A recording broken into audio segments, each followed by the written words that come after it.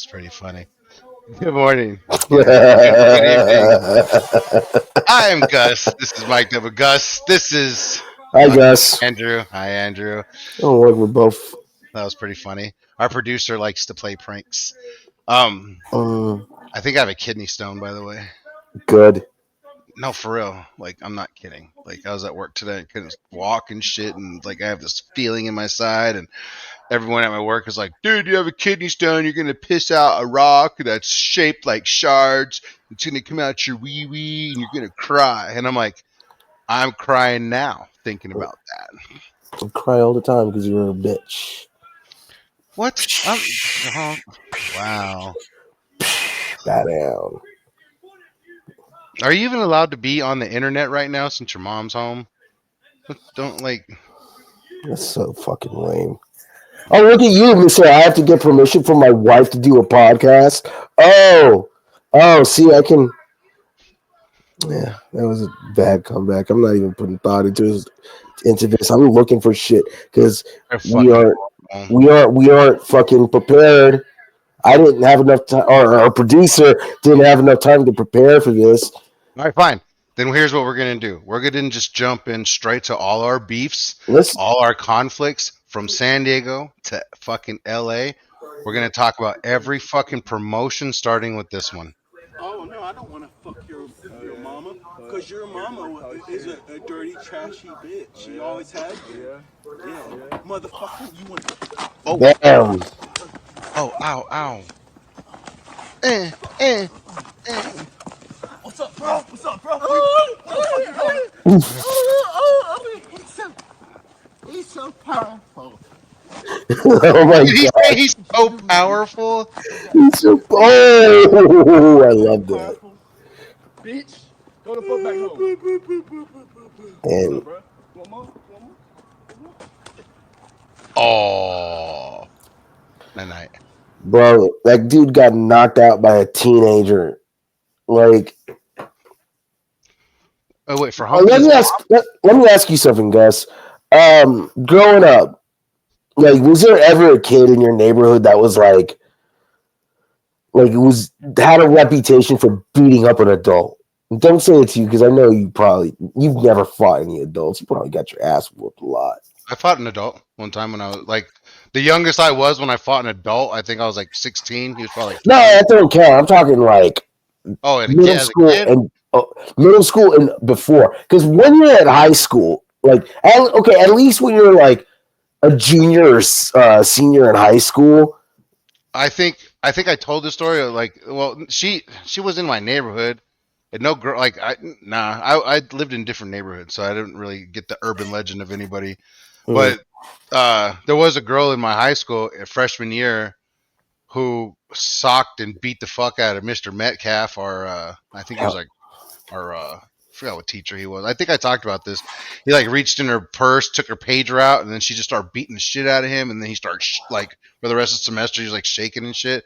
Sorry, Mr. Metcalf, I'm not talking shit, but I am in a way because you were a dick to me. You shouldn't have fucking did that day. But anyway, shouldn't have touched someone's pager.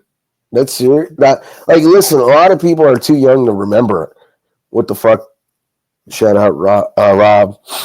But a lot of people are too young to remember about pagers, and a lot of them don't know unless you were like a contractor or a business person. Like, there's only one other reason, or you were a kid who had like parents with money to make sure you were fucking around. Like, there's only one reason why you had a pager. Only one fucking reason. I had a pager. What kind of drugs did you sell? I didn't. I did not sell no drugs. What kind of drugs did you sell? I did not sell drugs, but I had a pager. I had a pager. Because you sold drugs. I had a pager in high school. I had a pager at the end of. Yeah, I had a pager. You sold drugs. That's why.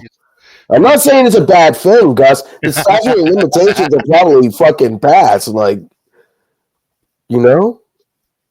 What are you looking at, you little dog? Oh, shit. Is that guy still wrestles? Who? The green guy. Let's not give context to what we're watching, but he's making a comeback. Ooh, oh, no shit? Cool. Yeah. Is that why? I'm legit asking. So, yeah, has he not been around for a minute? He had a career-threatening illness or injury, one of the two. Because I'm gonna tell you one. He could have I'm gonna died.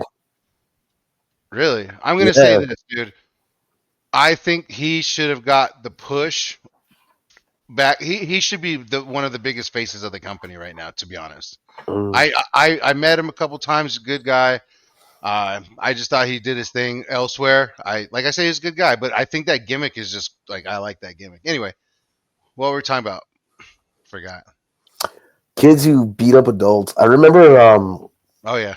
I remember one time I heard a story when I got to middle school from this kid who was like in my 7th or 8th grade class.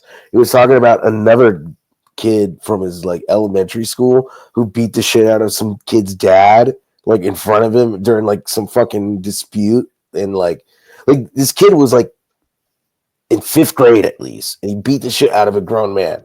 I forgot what the context was, but apparently he was like the boss of that fucking elementary school, and then eventually he ended up having to go to juvie Oh man, fuck going to because juvie. like supposedly like he fell in with the fucking gang because like he lived in a part of Glendale that was like right in the north end of the city of Los Angeles border, and around the time it was pretty active and shit, and I guess he got into some shit and ended up in juvie, and no one heard from him since then.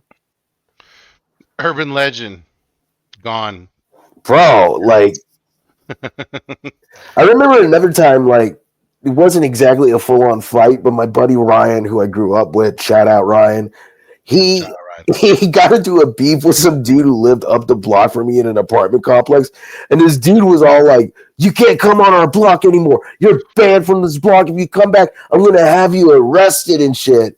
And Ryan just kept coming back, and the dude would just get pissed off and threaten to fucking arrest him. It's like, what the fuck? What's wrong? What's wrong with your dog? He's just like sniffing around at something, huh, buddy? Go lay Probably down. smells food on you. Bro, I just had the such fireous ass chicken sandwich. So I know you don't like to come out to Oklahoma. There's not much food out here that I can really vouch for. Unlike like California has like best food. There's not much food to vouch for out here in Oklahoma, but Chuck's like steak sandwiches. Holy fuck, Andrew! If that What? is rude. Sorry. That's all right. But these steak sandwiches are so fucking big, bro. Oh, they're so good. I love steak sandwiches. They are. The country fried steak sandwich. Oh, so good. I got something to talk about. I want to talk about the WNBA because I like. Look, I don't want to be rude to the league, and I don't want to be rude to the women that are putting in their work and all this other shit. But yes, the NFL has their knuckleheads, and every league has their just whatever, right? But we're talking about established leagues that make billions of dollars. We're talking about teams that make millions of dollars in marketing and in merch and all this stuff. We're talking about like places that make money. The WNBA girls right now are asking for money equivalent to NBA players, and I'm just like, okay, I get it. I get you guys are going out there. You guys are doing your thing. You guys are athletes and all this other stuff. But let's rewind and talk about your misrepresentation that you guys are trying to capture the eyes of like all these new fans and all these new people. You got my attention. You guys got my attention. How did you guys get my attention? You guys vilified this girl, and then you made this other girl a superhero, and then now this other girl that's a superhero is kind of getting vilified because she now has a partner in crime who doesn't give a shit. Shout out Sophia Cunningham, she's badass. But like now we're vilifying her a little bit because she's not like a team this and that, and then Angel Reese, like fucking Angel Reese, is glorifying her like shitty status as a player. And when I say that, it's like she just released some shoes called Me Bounds because I don't know if you just catch everyone up. There's a player called Angel Reese. She's probably one of the worst players in the WNBA right now, asking for the most money. and she's only doing it because of her popularity and the rivalry she started in college. But the problem I'm having with it is that she's now glorifying her shitty playing habits because she throws the ball up and she doesn't make the point and she gets her own rebound. And somebody clowned her and called them me bounds because they're only for me, you know. So now she has these shoes out. Now she's comparing. And this is where I drew the line. She's comparing her shoes to Jordan shoes. I'm glad you're listening, Andrew, dickhead. Oh, you're on mute too. Anyway, and then I'm so listening. I'm just waiting for you to finish your point. I'm doing my research. sorry. Dumb So fuck. the whole thing with with this situation is that she was comparing her shoes to like Jordans and like all this other stuff, and it was just like, all right, time out, time out, time out, time out. First of all, your league is owned by another league. It's investors. You guys are in debt. You guys are not making no money. You guys had this all-star game, and then you guys had some players out there acting like they were fucking big shots and shit. Like, oh, why can't we get in the club? We from the W. We know Angel, like clout chasing on top of it, like just looking dumb out there. And then you go to another party, the same group that gets shunned at the club goes to another club, and then they talk shit to the DJ, and it's like, dude, the DJ is more popular than you and makes more money than you. Like, who the fuck you talking to? But this has nothing to do with, and let me clarify, this has nothing to do with them being women and asking for more money. This has something to do with a league full of just entitled ass people that aren't.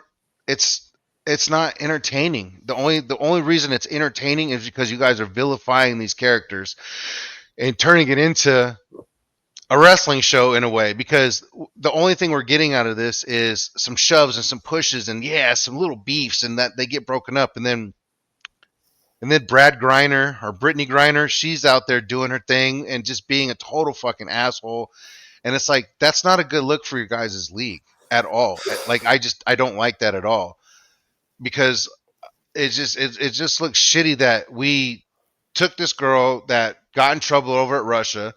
She got popped for whatever for some weed and shit, whatever. She got in trouble. She should have. And then we traded her for like some mob boss or something. I don't remember how that went, but we traded her for somebody. And it's like, instead of her being grateful and doing like what she should be doing as a veteran for the league and helping boost the league, I feel that she keeps just bringing it. Shout out Brody King. Oh, sorry.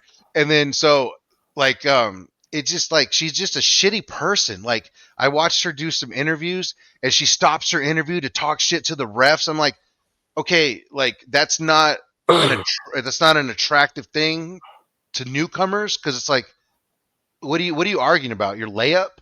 The fuck you arguing about? Your jump shot? Like, somebody, I forgot who said it like the other day. If you want more money, or I think Draymond Green put out a tweet saying, if you want more money, do a 360 windmill dunk, and then we'll talk. And it's kind of like I'm on that same page. It's like, guys, you guys just got me involved in the league. You got me watching the league a little bit. I'm a fan of Sophia for backing up Caitlin Clark. Like, that's cool. I like that kind of shit. But now I see the pattern. It's just like, games are boring. All right, let's throw a fight in there. Games are boring. Chicago Sky sucks. And then they're supposed to have the best player, Angel Reese, and they're like trash. Caitlin Clark hasn't played, so it's like everyone's views and everyone's like attention is just being driven away. And then any attention that we come back to, it's Brittany Griner trying to fight somebody or a ref, and it's all these girls fighting, and then all these entitled people.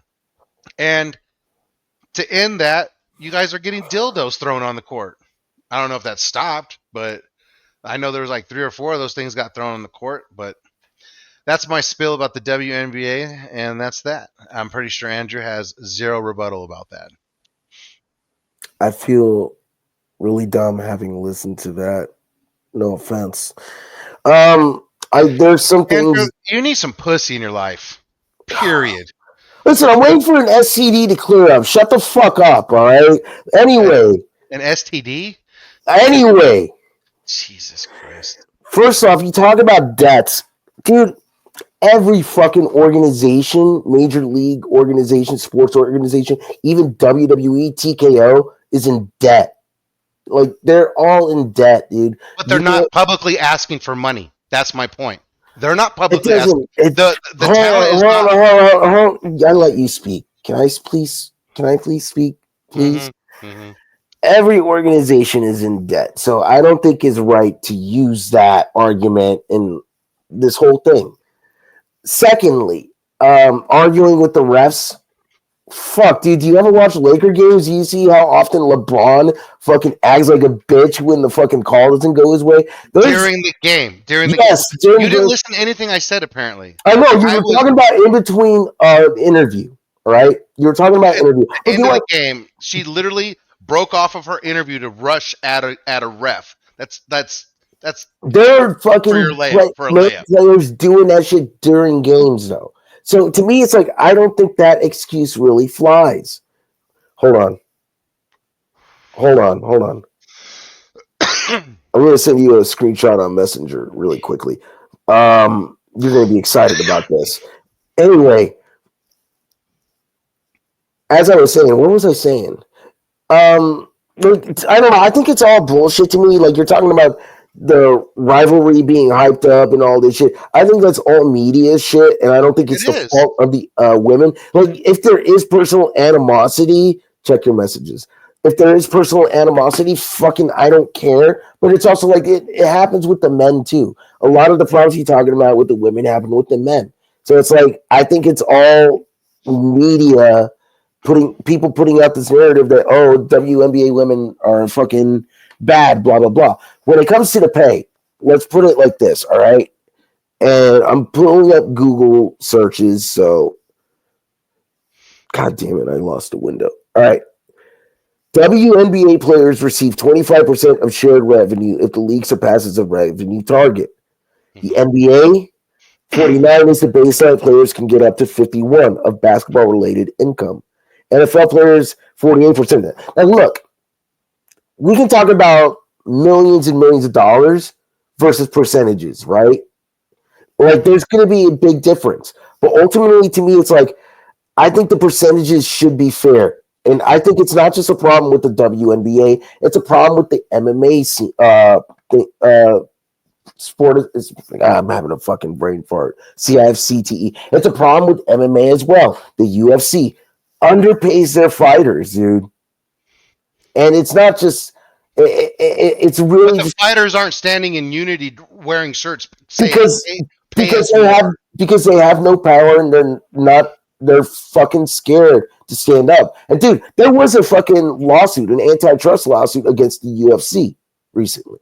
And the UFC had, like, which I personally think was too low, but the UFC had to pay out after it was discovered that they were underpaying fighters. So my point is this: it doesn't matter what the sport is, it doesn't matter what the organization is, it doesn't matter what level, gender, blah blah blah. It doesn't even matter if it's sport, if it's a business, right? And they're bringing in certain revenue, and the main hold on.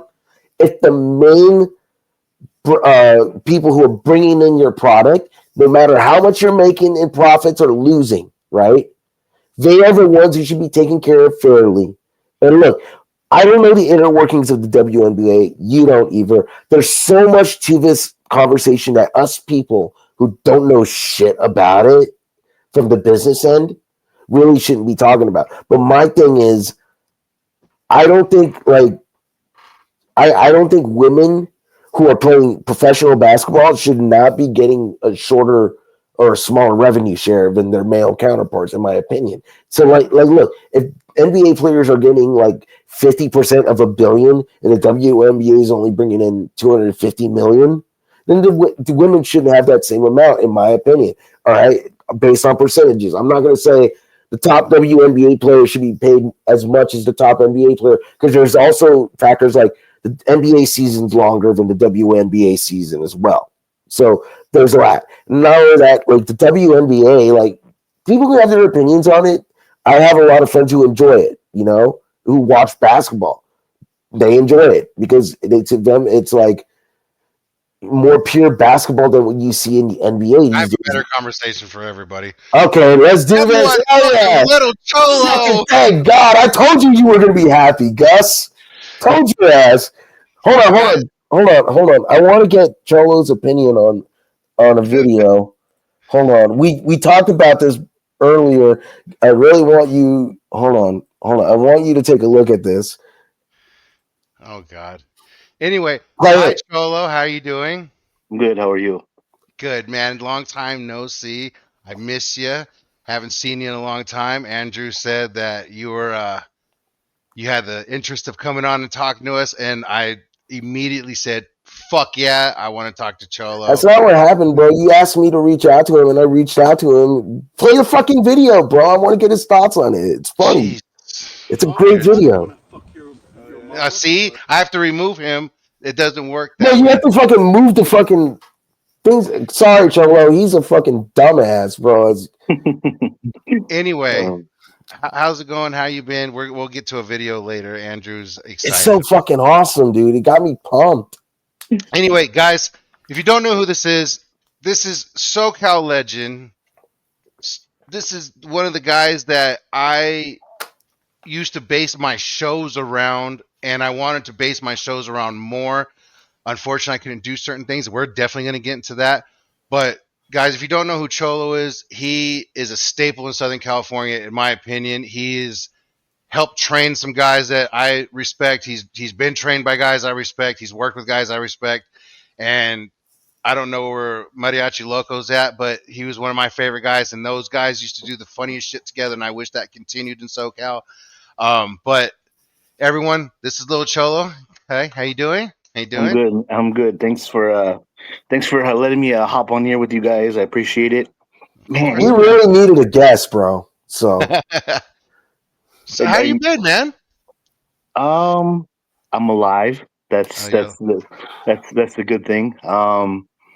Not a lot of people know, but unless you follow me on social media and stuff like that, I've been going through a lot of health issues the past 2 years, and just trying to get out of that slump. Mhm. Um, I really don't put my business out there too much because I don't want you know people just they see something, they write their own narrative and just Oh yeah. she's Marsos. yeah, exactly, exactly. And so I just kind of keep it to myself. In the end, my issues are my issues, and Right. but yeah, just going through that and just taking it day by day. Like I said, I'm alive, so I'm blessed to be alive, and yeah, that's That's the that's good part, man. Like, hey, as long as you're up and breathing, the recovery's good. Like you said, you don't have to put the business out there. I'm glad you're here. I'm glad you're around. I hope that whatever continues to get you better, it continues. I don't know if you're ever going to step back in the ring. I hope you do. I don't know if that's a plan of yours. I don't know if that's in the cards, but I don't even like. I don't want to sound rude, but I don't. When was your last match? Like when did that go down? And was did you know that was your last match? no, I really didn't know it was going to be my last match. It'll actually be 1 year in September that I've actually had a match since I've been mobile on my own 2 feet.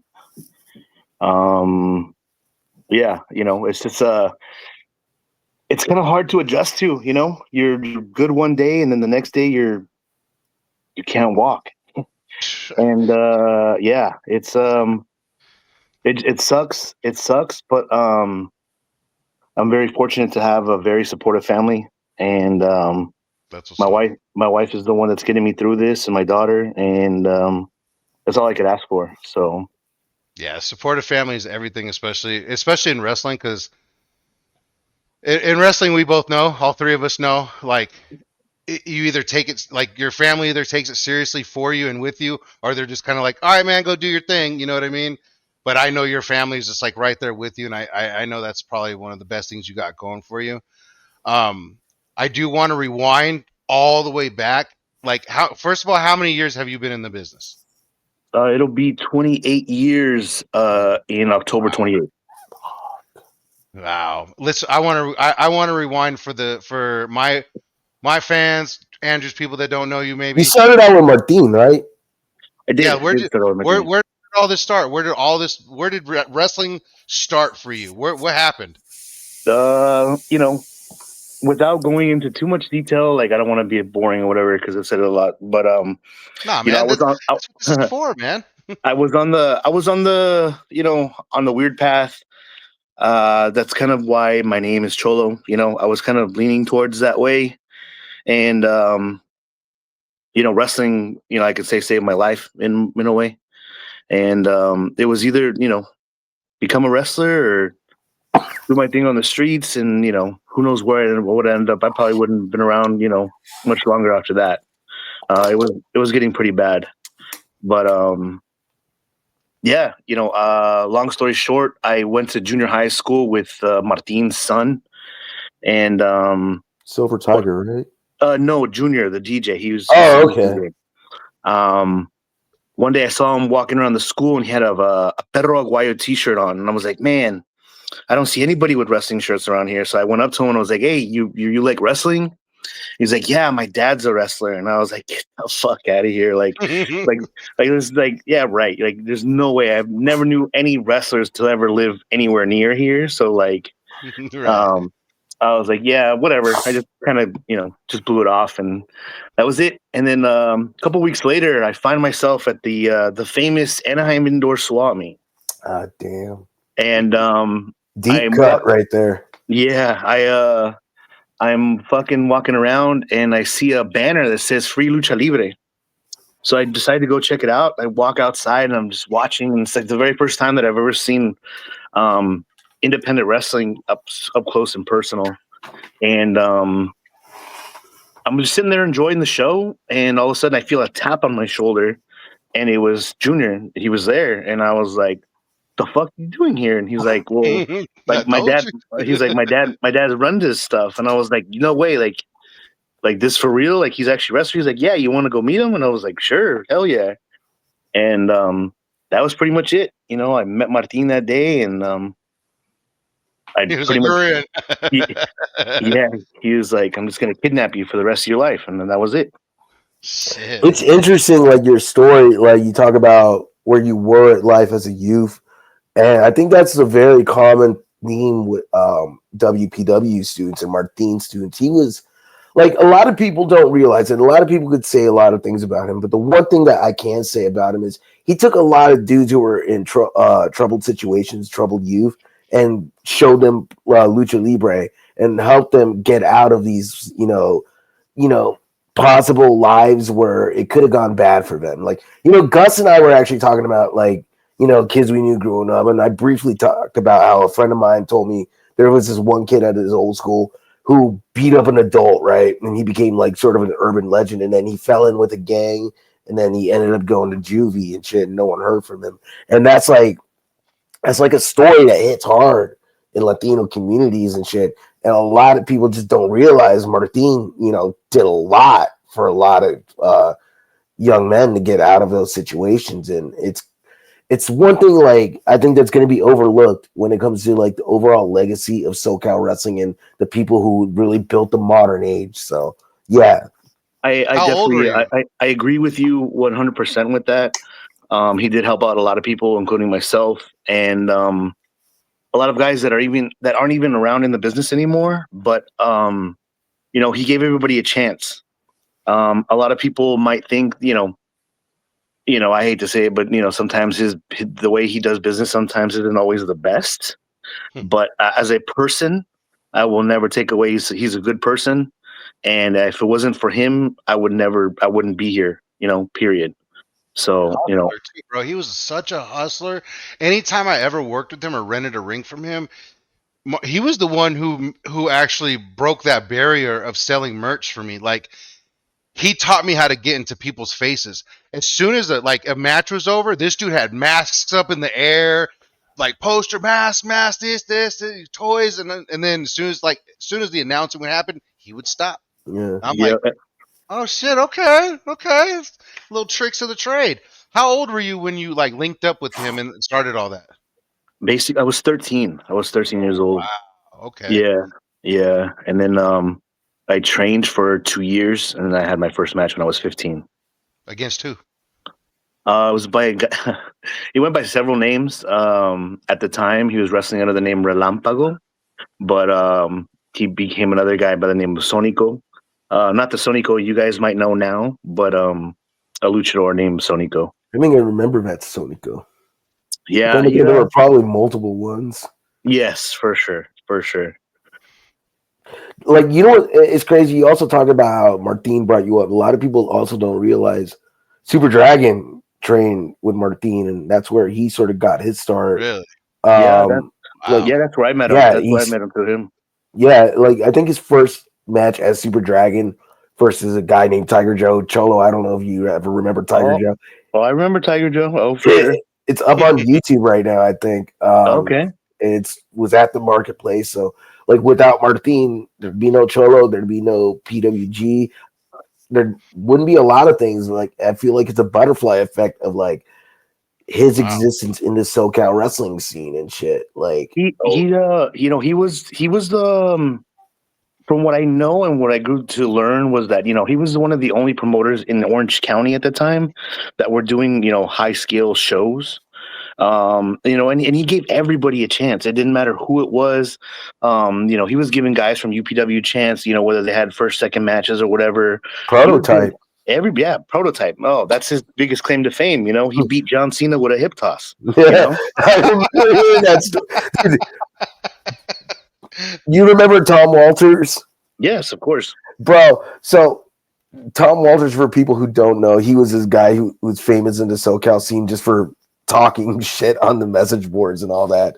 And one like thing he would always say is like, "Hey, did you guys know Martin beat John Cena with the hip toss at the marketplace?" And it became a running gag for years. So yeah, and it's true. Like prototype John Cena was there. Like so many dudes were there.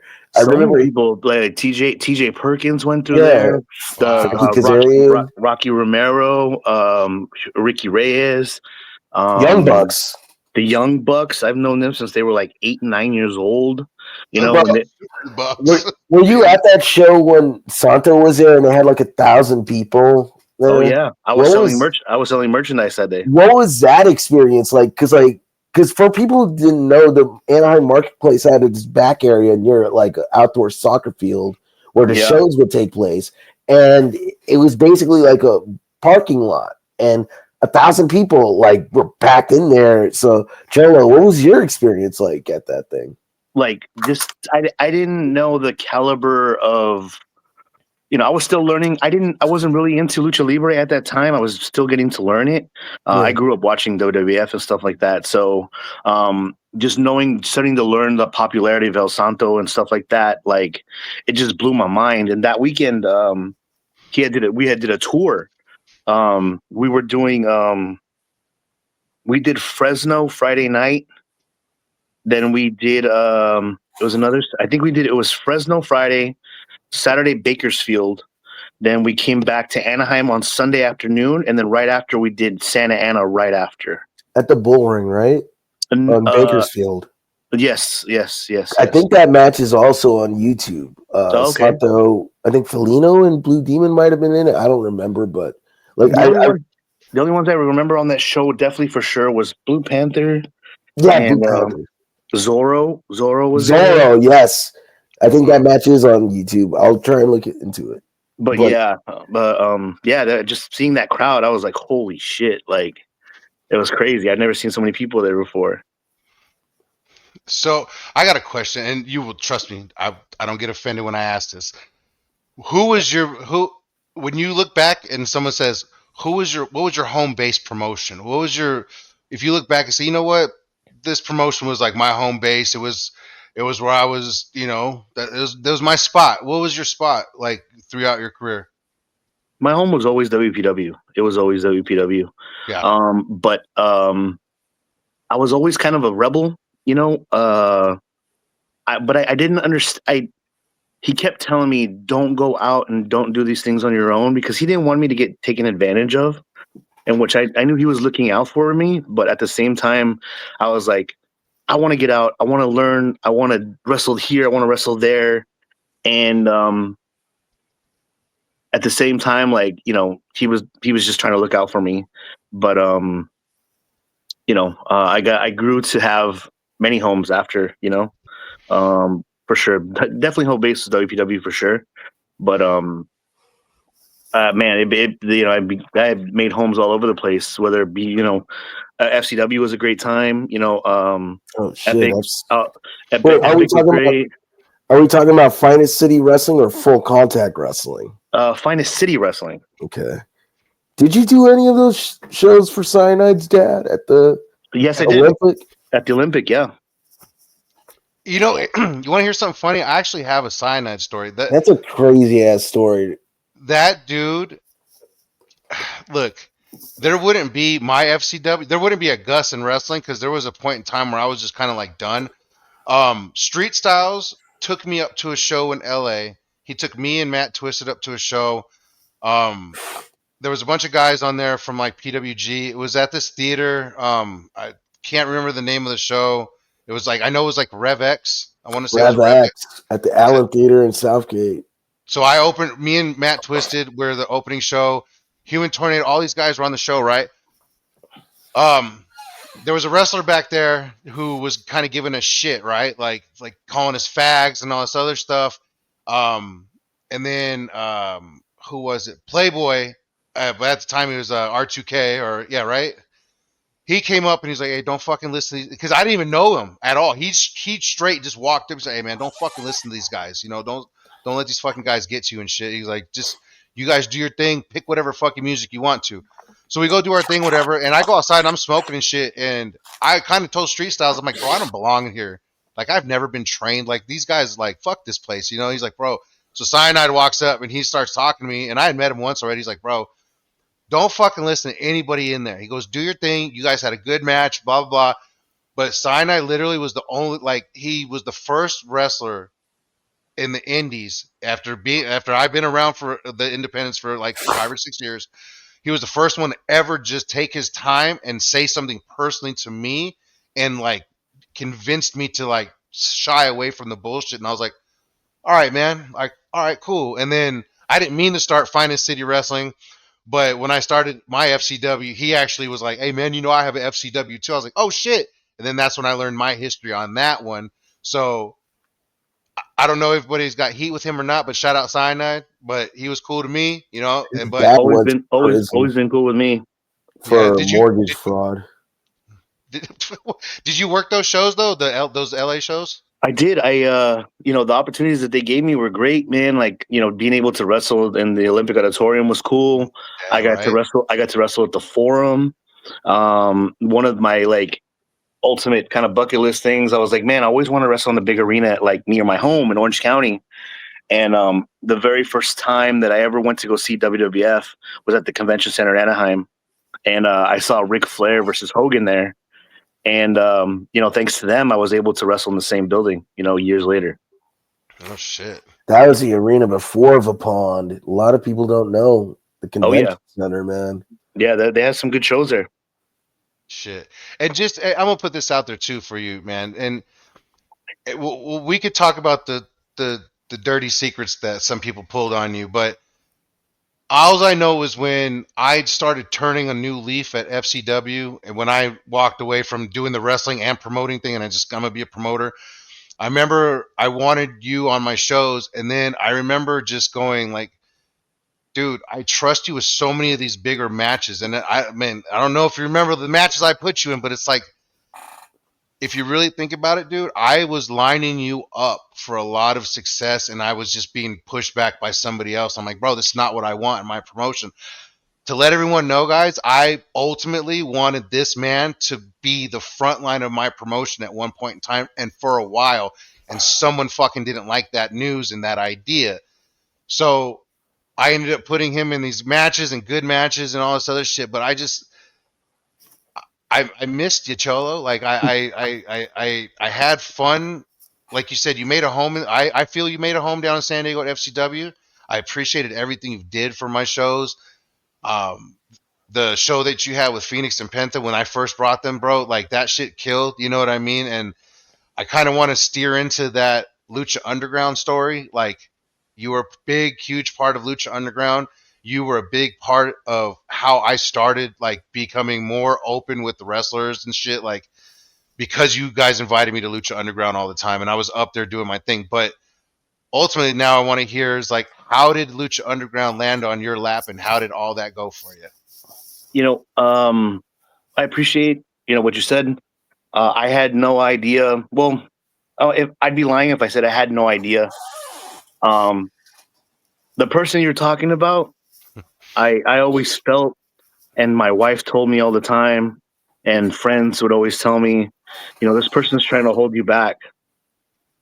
They saw it, but I was always the one to say, nah, nah, he's not, nah, he's not, and I never tried to listen to them, but there were some instances where I would always second guess myself, and I'm like, what am I not doing enough to get better opportunities? And it was just somebody in my way, all the time.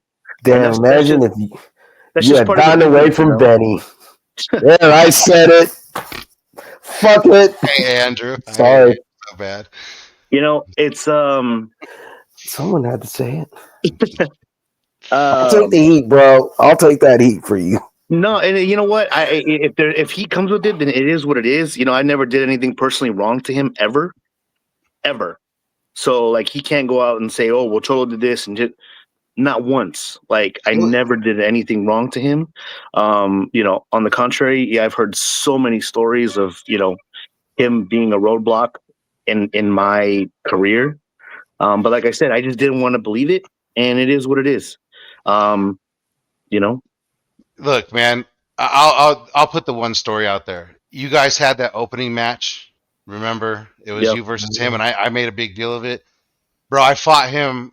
I literally fought him and argued with him to the day of the show, and I was like, I'm putting the strap on him. I don't care what you say. Nope, we're doing this double down. No, no, no. He just does.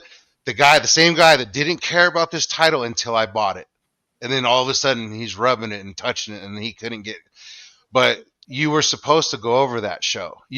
I'll tell you this right now, despite the fucking attitude and all the bullshit that he came with, that match right there will always be the number one match out of FC. Out of all the years that I've ever done shows, that will Cholo versus B Boy is the number one match in FCW. That's just my opinion. That's how it went down for me. And to this day, I regret a lot of things that happened at that show. But hey, it's wrestling. It's fucking wrestling, and I was very influenced by the wrong person. But I'm gonna tell you right now, man, like all that was supposed to swing your way that day, and so much more shit was supposed to come. Like the Jeff Cobb, like every like all this stuff was lined up, and it's like, dude, like what's wrong with this? Like what's wrong? And then I heard the stuff out of Lucha Underground, and like I was rolling with Conan for a while, and he told me everything. So it's just like fuck, I'm not. I'm man. not. You gotta smarten me up on that because I don't. I'm not sure what it is you're talking about with Lucha Underground part, but You got to No, smarten no, me up too, Gus. I don't know what the fuck you're talking about. You're talking in riddles. You're like,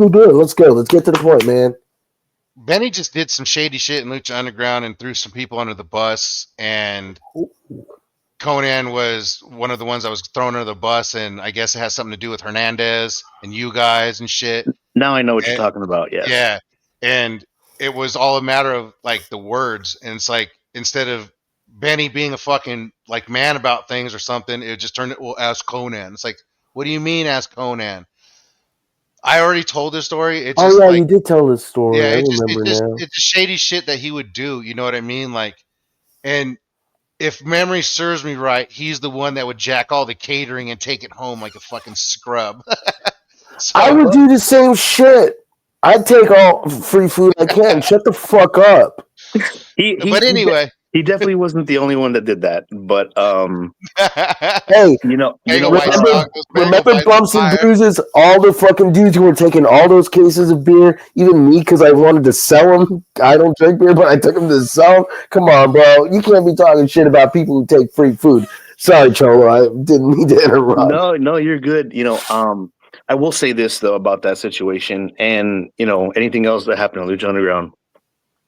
Uh, that situation was very unfortunate. Things got things got reworded, and shit shouldn't have happened. Just plain and simple. Hernandez is my boy. In the end, Mhm. and you know, it's just shit That went is what it is. shit, You know, it shit is went what it south. is. But I'm gonna tell you one thing. Uh, I will say this, and I'm gonna stick behind it, and I don't care what anybody says. Ricky Reyes will back me up at 100%. Um, like I truly believe it was his fault. We were supposed to become the first trios champions, and it was his fault that we did it. And Sounds about right. it was just when they came to us, we were the first stable that they were pushing like really really hard, Mm. and The crew, right? yes. And it came down to when they're like, okay, you guys are going to be a team, you guys got to dress like a team, but you guys have your own thing. I went out there and I was wearing the Dickies, and the wife beater. Ricky Reyes was used to wearing the cargo pants with the kick pads and stuff like that, and of course B-Boy was supposed to be wearing cargo shorts with kick pads and somewhat of a wrestling singlet. And we were able to go out and buy new gear and stuff like that. And we show up to the taping as we're supposed to be all same colored up, how we were supposed to be dressed, and he's dressed up just like me. Oh, fuck. And I'm like, bro, like you have the same gear that I have. And he's like, oh, I couldn't find not one cargo shorts anywhere in downtown LA, the garment district. Oh, He I couldn't. was Oh just my gonna say, Garment god. District's right there. It was literally like fucking 5 blocks or some shit. Bro, he could have gone to a fucking mall. We had like a million of them. It Yeah, was bullshit, because where Ricky Reyes went and got all of his cargo pants, he sent me a picture of racks and racks of cargo shorts. Could have just easily have ordered it online. I mean, I know Amazon wasn't as fast back then as it is now, but But something. that was just one of the things that they were like, okay, we're not on the same page there. And then we'd be going over shit for the matches, and the writers would come in and be like, are you guys cool with everything? And we're like, yeah. He goes, if you guys have any changes right now would be the time to talk about it.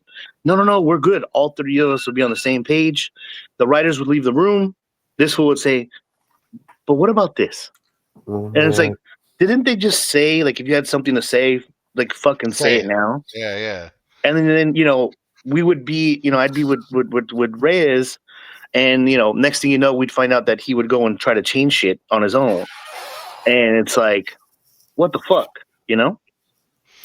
it's funny. Like when you said that, I could see a light go off in Gus's head the same way it went off in mine, because it's like I'm pulling the curtain back a little bit. So I'm not going to say anything bad about Benny on a personal level. He was really cool with me, Same thing with But me, on a yeah, personal level, same thing. and it was like there were times he rubbed me the wrong way, but it was also like not in the ways where other people have rubbed me the wrong way. But I do find it interesting, like we have this common thread about the way he acted, and I remember on one show I booked him versus Ray Rosas, and I remember he was very helpful. Right, he was very helpful for Epic Pro. I can't take that shit away from him, but he also knew what I had planned and what I wanted to do. And I guess I can talk about it now because it's happened. Ray Rosas was supposed to be the undefeated guy up until it was time to crown a first champion, and then he was going to lose. That was the plan. Benny fucking knew the plan, and he was like, and we had this idea where the first part of the match, like it was even, and then at some point Benny was getting the better of him for a little bit. Then Ray just ends up like fucking dominating him for like, I don't know, the last 5 or so minutes of the match, and then hits him with multiple finishers, right? And I told Benny that was the plan because I wanted to put Ray over strongly. Well, I ended up watching Monday Night Raw that week, right? For some fucking reason, it was on TV, and I saw they had a match, and I think it was like a Seth Rollins match or something. And the finish was just the exact same thing I had in plan. It was just multiple finisher after multiple finisher after multiple finisher. Stop, right? Stop. So I decided, hey, we're calling it audible, blah, blah, blah. So day of the show, Benny knows exactly what the fuck I want for Ray going forward, how I want to build him up and all this shit. Hits me up, says, hey, let me know if you want certain people to come through now. I'm like, cool, if they can make it, cool. Then he goes, hey, so I know we talked about the Ray match. What do you think about this idea? His idea was to go over in the match, and he was like, I can give Ray his win back later. And it's like, really, I knew it was only my third show, but I knew enough. At that point, I'd been around. I'm not just some guy who got into this shit, but I knew what he was trying to play. And I've heard that shit from so many people before, but I was able to stand my ground. Although he was able, like, to do that fucking, oh, I'm just going to pass out from a submission finish, like, it was just like, come on, bro. Yeah, it's very unfortunate, that he had to be that way in this business. I just, politics is everywhere. I'm not going to say I've never politicked before because then I'd be lying. But it's just like, you know, There's levels of it, man. of There's course, look, and man. Like it's not. as go ahead. No, I get it. I get it 100%. Like, that's the plan. That's the person that you're going with. Like, just do it. Yeah. Eventually, if your time's gonna happen, it's gonna happen. And that's the way that I saw it. Like in FCW, I was like, eventually, you know what? I'll probably get that title eventually. It didn't matter how long it was gonna take. But I'm like thinking to myself, whether I got it off of B Boy or Danny Limelight or whoever would have had it. Eventually I thought, but No, he pushed Doug. He pushed Doug James before you. of course. He had to push Doug before you, apparently. You know what? Kid- But I'm not. I can't. There's. If it wasn't for him, there was. He got me some big opportunities as well. He's the one that he put my name in the hat for CZW Best of the Best, which I appreciate. I remember that. There were certain matches here in LA he had vouched for me for, at the same time. And it sucks to hear that somebody would try to put their foot in the way of your career because it's like they're pushing for you at certain places, but then they just don't want to see you shine in the end, and that was weird to me too because you guys were champs together at AWS. You guys rolled together. It's like, and I that's what made me. That was the one of the big attractions to booking you is I saw that brotherhood between. That's what I saw. I saw a brotherhood between you guys, and I was like, all right, cool. That's one of the homies. He's gonna come down here. He's gonna do his thing. Famous B's gonna come down here. He's gonna do his thing. You know what I mean? So, like, I just saw this crew, and then the things were changed. I was like, what the fuck, And of course, he did it to me too. But then I was like, man, like, bro, like I thought that was your guy. You know what I mean? Like, you guys have to share locker rooms elsewhere. Like me and you as a promoter and a worker, you don't have to see me for a while, but you're gonna see this dude, and it's just like, man, like he did it to a few other people, but I just didn't like the way things had went down. That's all I like. That's really all I want to speak about it about that part anyway. So Let me, yeah, for sure. backtrack a little bit. Sorry to cut off the flow of conversation, but I wanted to get to this before we move far past this. You brought up the CZW Best of the Best tournament back in 2003. Like, a lot of people don't realize how big it was back in the day to get on those shows because it's not like now where you see wrestlers flying all over and shit and appearing on every other show because they can buy themselves a Spirit airline ticket and just get to places, Yeah. Like, no disrespect to those people. They're hustling that and they're getting their names out there and shit. If it works for them, good for them, But it's also like back then it was just so hard to get yourself out there. Like, you had to fucking mail videotapes to promote it. That's exactly what I did. He had asked Find me for. He had asked find me a for a. Yeah, yeah, he goes, hey, give me a tape so I can show Zandig, and we'll see what he says. yeah. And I think it was the match that he saw that he liked, but at the same time, it was his vouch for me to get me in there. So I can't take that away. I appreciate all the chances and all the opportunities he gave me. Yeah. It But, just like, sucks that you go find ahead. out that people aren't cool in the end. Yeah. Like, my main point though is like that was a big deal back in the day, and a lot of people these days who are coming up in the wrestling business, like a lot of them don't realize how like rare those opportunities are these days, and how much like a big thing comes along and shit. So it's easy for people to get to places, and it's like a lot of people don't realize how hard it was back then, how No, hard it was that just to was get that was a noticed. first for a lot of things for me. That tour or that show, it was like my first big tournament. It was the first flight I ever got on in my life. Oh shit. Yeah, like I got the nickname Richie Valens from the Messiah Oh fuck! that weekend. Oh, that ain't a good Oh nickname. my god! Yeah, let's just say I was very nervous about that flight, Like, yeah, I bet you were. but yeah, it was wrestling at the ECW for the arena for the very first time, That's crazy. being on the show with all those stars at that time. To me, I was like to me I was the lowest guy on the totem pole there, but I'm in the fucking same ring with fucking AJ Styles, Chris Cash, the Briscoe brothers. That was the first time I met Homicide. Just what's his name? I think I Trent said Chris. Acid, Trent Acid, yeah, it was Sanjay Dutt.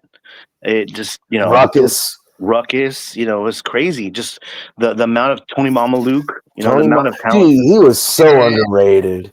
Rick Blade, just yeah, it was crazy. There's just the amount of talent that was on that show, and I was very fortunate enough to make it to the second round, and he eliminated me. But yeah, He ended up winning the tournament, so at least you put over the guy who won. yeah. right, right. Yeah. Imagine if you just put him over and then he got fucking squashed in the next round. It's like, god damn, bro. Yeah, yeah.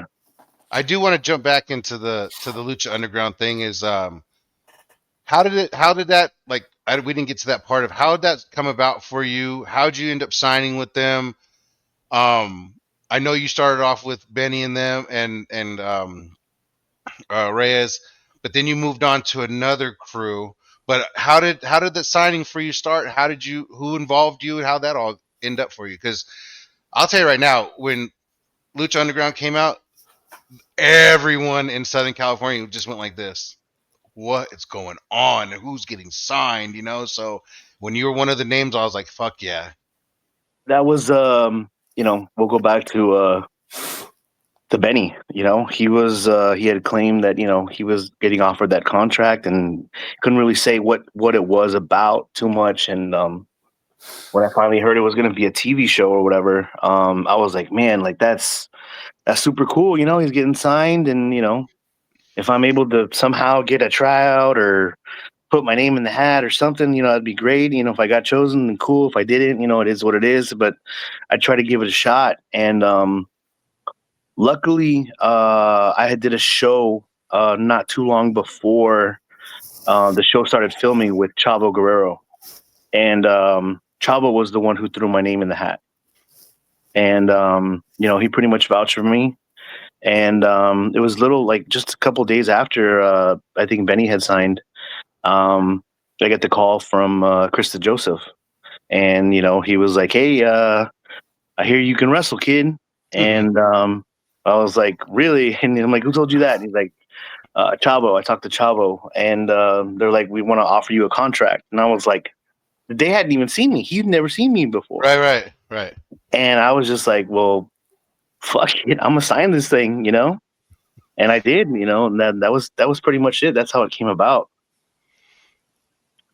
Man, I was proud of you guys. Like I ain't gonna lie, I marked out for the whole thing. Like I had fun sitting front row watching you guys tear it up, and like I remember you guys coming down the stairs, coming through the tunnel. Like I was like, this is dope. And then to know that you guys were signed to this TV show and still able to just be able to be at the independent, so it's kind of like you guys gave me like straight up Lucha Underground. The talent gave me my biggest push, bro. Like I remember walking in there and people chanting FC, like the arena chanting FCW because of you guys were on my show, and it's like, bro, this is fucking cool, man. But one of the one of the best relationships I got out of there was Paul London, man. Like one of the best guys I've ever met in this business. If you've met him, you've met him, and you know exactly what I'm talking about. He's just it's fucking Paul London, you know. But you ran with that dude for a while in that show, man. What was that like? Crazy. I've considered Paul like a brother, like a legit brother, even before Lucha Underground had happened. He was, Shakes he like was, this. yeah. Oh, no matter what, that's the shake right there. I've known him since the marketplaces days. Before he got signed to WWE. He had a pretty bad accident at the marketplace. He tried to do a springboard shooting star press and didn't rotate all the way through and landed straight on his head. Oh, And I remember watching that spot through the curtain, and I was getting ready because I was in the main. He had just went on in the semi, and I ran out in like the little underwear that I wear. I didn't even have my dickies on. I just ran out like that to the ring to check on him. Yeah, because he spiked himself off the top rope, and it was that I think it was that day, that connection, he saw that I was genuine. We went to the hospital together after that, and I was there with them and shit like that, and we've been cool ever since. And when he got signed to WWE, we still remained in contact.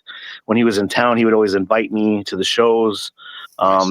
The night that he got busted open in San Diego for a SmackDown, he let me hold a staple gun that he had staples in his head against Kidman. Um, yeah, he's always been cool, and then to be able to team with him and learn from him in Lucha Underground, it was just next level shit. But I love that whole gimmick you guys were doing, and like I remember when Local came out and the whole checker gimmick, and everyone was yelling checkers at him and shit. And I swear at one point, I don't know if it was you or him, but I was being so loud. One of you just looked at me like, "God, shut the fuck up already!" Like, but nah, man, I enjoyed Lucha Underground a lot. I miss it. The warehouse was fun. You know, you guys treated me good. You know, thanks for the invites, by the way. Even Ed got in trouble one time. That was fucking funny. But um, I Hey, you're one of your cells got like a viral, moment. Like when Angelico does that dive off the office, you jump up out oh of your seat. yeah, bro, That's the first thing you see, man, in that crowd shot. bro.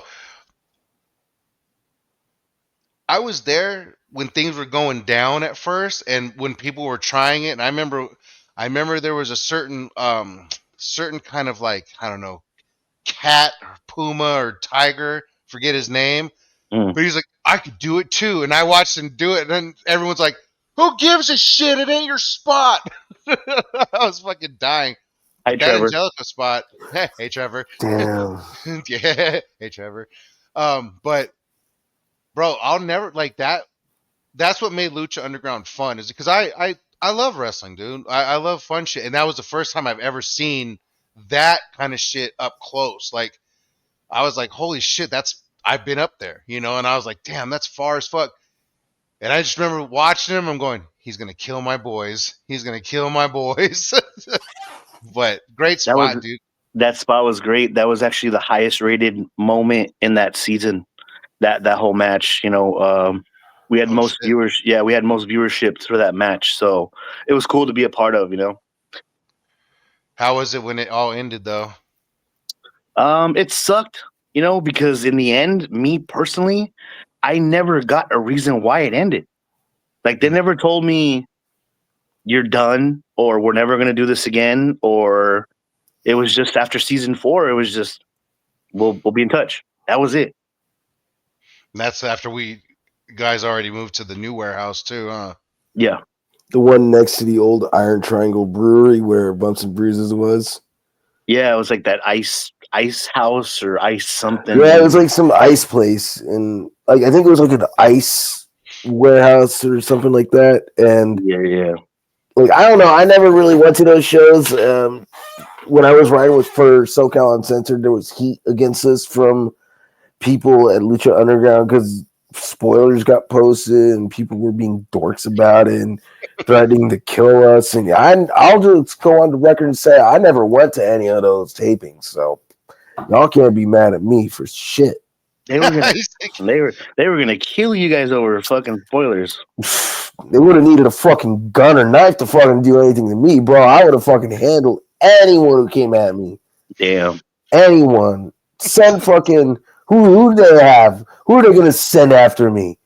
Fucking Kristen Joseph, the fucking fat oily guy from ECW, WWE. I'll fucking handle him. I'm gonna Man, send a he would have rubbed up on you, bro. rub my elbow like that across his nose. He would have been anyway. I got a question for you, and this is a hip hop question. I ran a hip hop shop for a long time. I know my music. I know my artists. And if there's one thing that I follow was Cypress Hill. I follow their tree. I follow their crew. And one of my favorite rappers and one of my favorite groups was Psycho Realm. Nobody ever like that I knew fucked with them like that until I met Cholo, and I was like, "Oh, dude, you fuck with Psycho Realm?" Correct me if I'm wrong, but you got to meet them, you know them, and all that too, right? Yeah, I just talked to Jack the other day. We were just talking. Shout out Yeah, Jack, baby. yeah. He actually helped me name my October show for this coming up. It's called House of Psychos. So Nice. yeah. Just I'm trying to pay a little tribute to them, you know. But just because I've been a fan for so many years. Yeah, I actually met them through the MySpace days. I had Shit. sent him I had sent him a message just out of the blue. I was just like, fuck it. If he answers me, he answers me. If he doesn't, it is what it is. But I sent him a message saying, "Hey, my name is LiL Cholo, and I'm a wrestler, and I use your guys' music as my theme song. And hopefully one day we're able to meet. And if you guys would ever want to come to one of my shows, I'd really appreciate it." Not knowing, like 3 days later, he was going to hit me back, and he said thank you for the support and stuff like that. And if he was ever in town, he would love to come and bring his family to the show. That week, we were doing a show at the Orange County Fairgrounds, and I was going to wrestle Vampiro 1-on-1 that day. Shit. And Okay. he had messaged me and said, "Hey, I'm in town. You don't happen to have a show this weekend?" I was like, "As a matter of fact, I'm wrestling at the OC Fair." And he's like, "Can you get me some?" It's hard to get comps sometimes, and Right, right. if we're able to get two, that's a blessing. But he was like, "I need 7 tickets," Oh man. and I was like, "Well, let me see what I could do." And I went to Martine, I played my case, and he gave me the 7 tickets. And Jack came to watch me wrestle, Oh shit. and that was pretty cool. Like having him come backstage to see me, like after my Right, match, right. like I was like, that's just it's crazy, and we've been cool ever since. And I've gone to the multiple concerts as their guest. Oh shit. Okay. Yeah, like just crazy. Yeah, we were just they do concerts here right down the street from my house when they usually have their Psycho de Mayo shows. And yeah, I just literally walked down there, or when I could walk, I was walking. But you At know, the observatory? no, at the Yost Theater. Oh, okay. But yeah, they just recently came, and then he got that night was crazy. I got to meet Immortal Technique because of him. It was just he's such a good dude, like legit. Just being able to talk to him and pick his brain. The wrestling business and the music business is like the same. They have Right. the same struggles as we do, and 100%. so him hearing my story as well, it's a trip for him, and he just trips out every time I'm there, and somebody would be there. Like he introduced me to Immortal Technique, and he's like, "This is little Cholo right here. This is the wrestler, not a wrestler." He's like, "This is the wrestler." That's Right? what's up. So I was just like, man, it's super cool. Super cool. That's It what's up. it's crazy how you just fucking talking about, oh yeah, I did this show, Vampiro at OC Fairgrounds. This fucking guy's not even talking about the fucking draw of the fucking show, bro. Those shows drew thousands, man. Like thousands. Like this is how humble this motherfucker is being right now. Like those shows like that, like because I know it was at the OC Fair, right? And I Yeah, know they had their share of like promoting and all that, but those shows were like outside of like full contact wrestling, those shows were the only shows drawing like thousands of people out here, at least on the West Coast, to fucking wrestling shows that weren't WWE and shit. And You know, Cholo is part of those, and a lot of people don't realize like this is dudes who've been around. Like, fuck, y'all don't realize that, and this is how humble he's being and shit. I don't consider myself a big deal. I never have, probably never will. You No, know, you are a big deal to me. no, like legit. I had a reality check early on in my career. I started, getting the big head, and I was barely like 2 or 3 years in, and I went through my own Montreal screw job. I had a ladder match in the marketplace. I was climbing Shit. up the ladder. The ref pushed me off the ladder and helped the other guy get up and grab the titles. And it was all because I just started getting a big head, and Mm. Wow. um, it was that day that I kind of turned everything around, and I just said, you know what, whatever's going to happen in this thing is just going to happen, and I'm just going to, it's just a blessing. So, like I said, I don't consider myself a superstar. I don't consider myself a name. I never have. I never will. But But the fact that you've accomplished so much that a lot of wrestlers who have wrestled for almost a decade now would kill to have, I think is something that should be at least highlighted and appreciated, and something that people should understand. Like, hey, at one time there were these things going on, outside of the realm of the mainstream of professional wrestling. So, like, it's something that people should really know about. I think, like, you can like I definitely respect the fact that you're humble as shit about it, But at the same time, it's like a lot of people got to realize, like, yo, this dude's done shit, Like, I'm not saying that in the sense that people don't respect you, right? I just think like I think you deserve a little more recognition for what you've done than what you currently get. And that's just my personal opinion.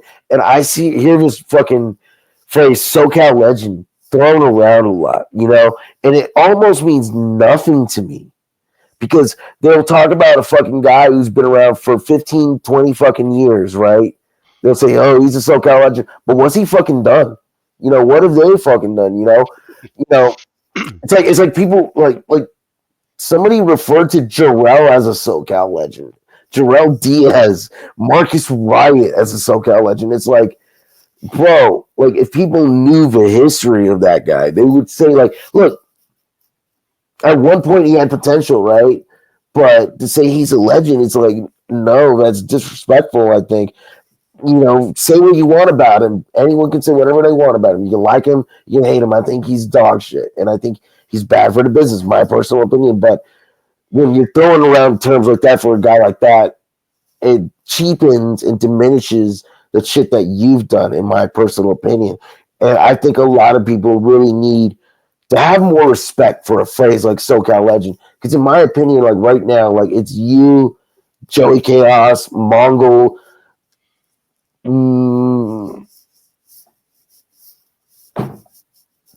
that's pretty much like where it is, And people could say Jesse Hernandez. Of course, he's been around a lot, but it's also like when we're talking about the modern age, I think people got to realize, nah, you can't be throwing that word around loosely because a lot of these dudes that you use it for, they haven't wrestled in front of more than like 300 people in their careers, whereas you're someone who's been there, and this is how you approach it.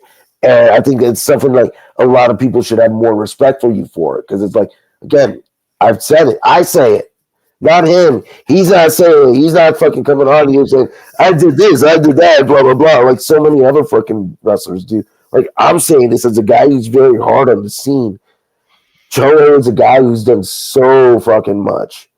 And when it comes to the term SoCal legend, it applies to him 100% and it's valid. And I think if we're going to be talking about who's a SoCal legend, people got to fucking tread carefully on that shit because this man's actually done shit and he's actually helping the scene. And he's not just building a legacy. He hasn't just built a legacy on his in-ring work, but he's building a legacy after that and for the future because with House of Lucha, it's like you're training dudes. And eventually, some of them are going to branch out and they're going to train dudes. And then they're going to have like this lineage that dates back to you and shit. So it's like people got to realize this shit. I think it's and I appreciate everything that you said for real. Everybody's entitled to their opinion. if that's your opinion, then it means a lot. Thank you. Um, yeah, I think it's a lack of education. A lot of people are just they don't investigate a lot of things. And it's just they hear, oh well, only this guy is good and this guy's not good, or watch this guy's matches but don't really watch this guy's matches. And I've heard that a lot. But it is what it is. Like I said, maybe I'm not everybody's cup of tea. Um, I'm just very fortunate enough to have gotten the opportunities that I have had. Um, just like my hat says, earned, never given. You know, I believe that I've earned them all. Being one of the few SoCal guys to get signed to WSX and Lucha Underground at the same time, or in my career, it's just like that's cool to have on my resume. The first match in Dragon Gate USA's history as well, technically, Yeah, with the three-way with I think it was Amazing Junior and was it or Infernal. okay, and for the now. Mm-hmm. Yep. Yeah, that was supposed to be my that was my way to get to Japan, What happened with that, if you don't mind me asking? uh child support issues. That's all I'm gonna say. All right. Yeah. Yeah. That's the only thing that kept me back. It wasn't anything else. I had earned my spot with that show. And that was the only thing that kind of, held me back. But I, other than that, I that was a always cool feeling. wondered about that because I always like I remember seeing that match. It was so good and people really liked it. And I was like, fuck man, Cholo in Japan would be something else because the thing about you is like you were good at lucha, but you were also a really fucking good bass. And going to Japan, like seeing, like it would have been so awesome to see you work with someone like Dragon Kid, right? And seeing the shit you guys would have been able to pull off because that was the style that you were able to do, back in the day. Like you were able to blend the lucha style with a Japanese style with a bit of American style, and you made it work. Like that was another thing that I really enjoyed about your work back in the day. Yeah, I just fell in love with that whole Toryumon Dragon Gate style, Oh period. man, I I fuck I yeah, just I just knowing the fact that those guys made the sacrifice from moving to Japan to Mexico to learn a whole different language, learn a whole different style, then take that back to Japan and then make it their own. yeah. Like it just nobody could do the shit that they were doing. And they it set themselves aside because they were not only they had their gimmicks, but the matches were so dope. They were dope as fuck, and they were different from New Japan matches. They were different from Noah matches. The gimmicks there were fucking crazy, and if I would have had the opportunity to wrestle Dragon Kid, man, that would have been great. It was like for people who had never seen it, it was like Michinoku Pro, but like with the more modern edge. And like another thing about Dragon Gate that was interesting was like their female. I mean, their audiences were predominantly female, No shit. and yeah, like they were getting a lot of attention from women, Huh. and like the women really loved the men in Japan, but it was also like they ended up getting so much traction in the U.S. and I think they really helped inspire um a lot of people like in the current age of wrestling because I know like right around that time like the Young Bucks were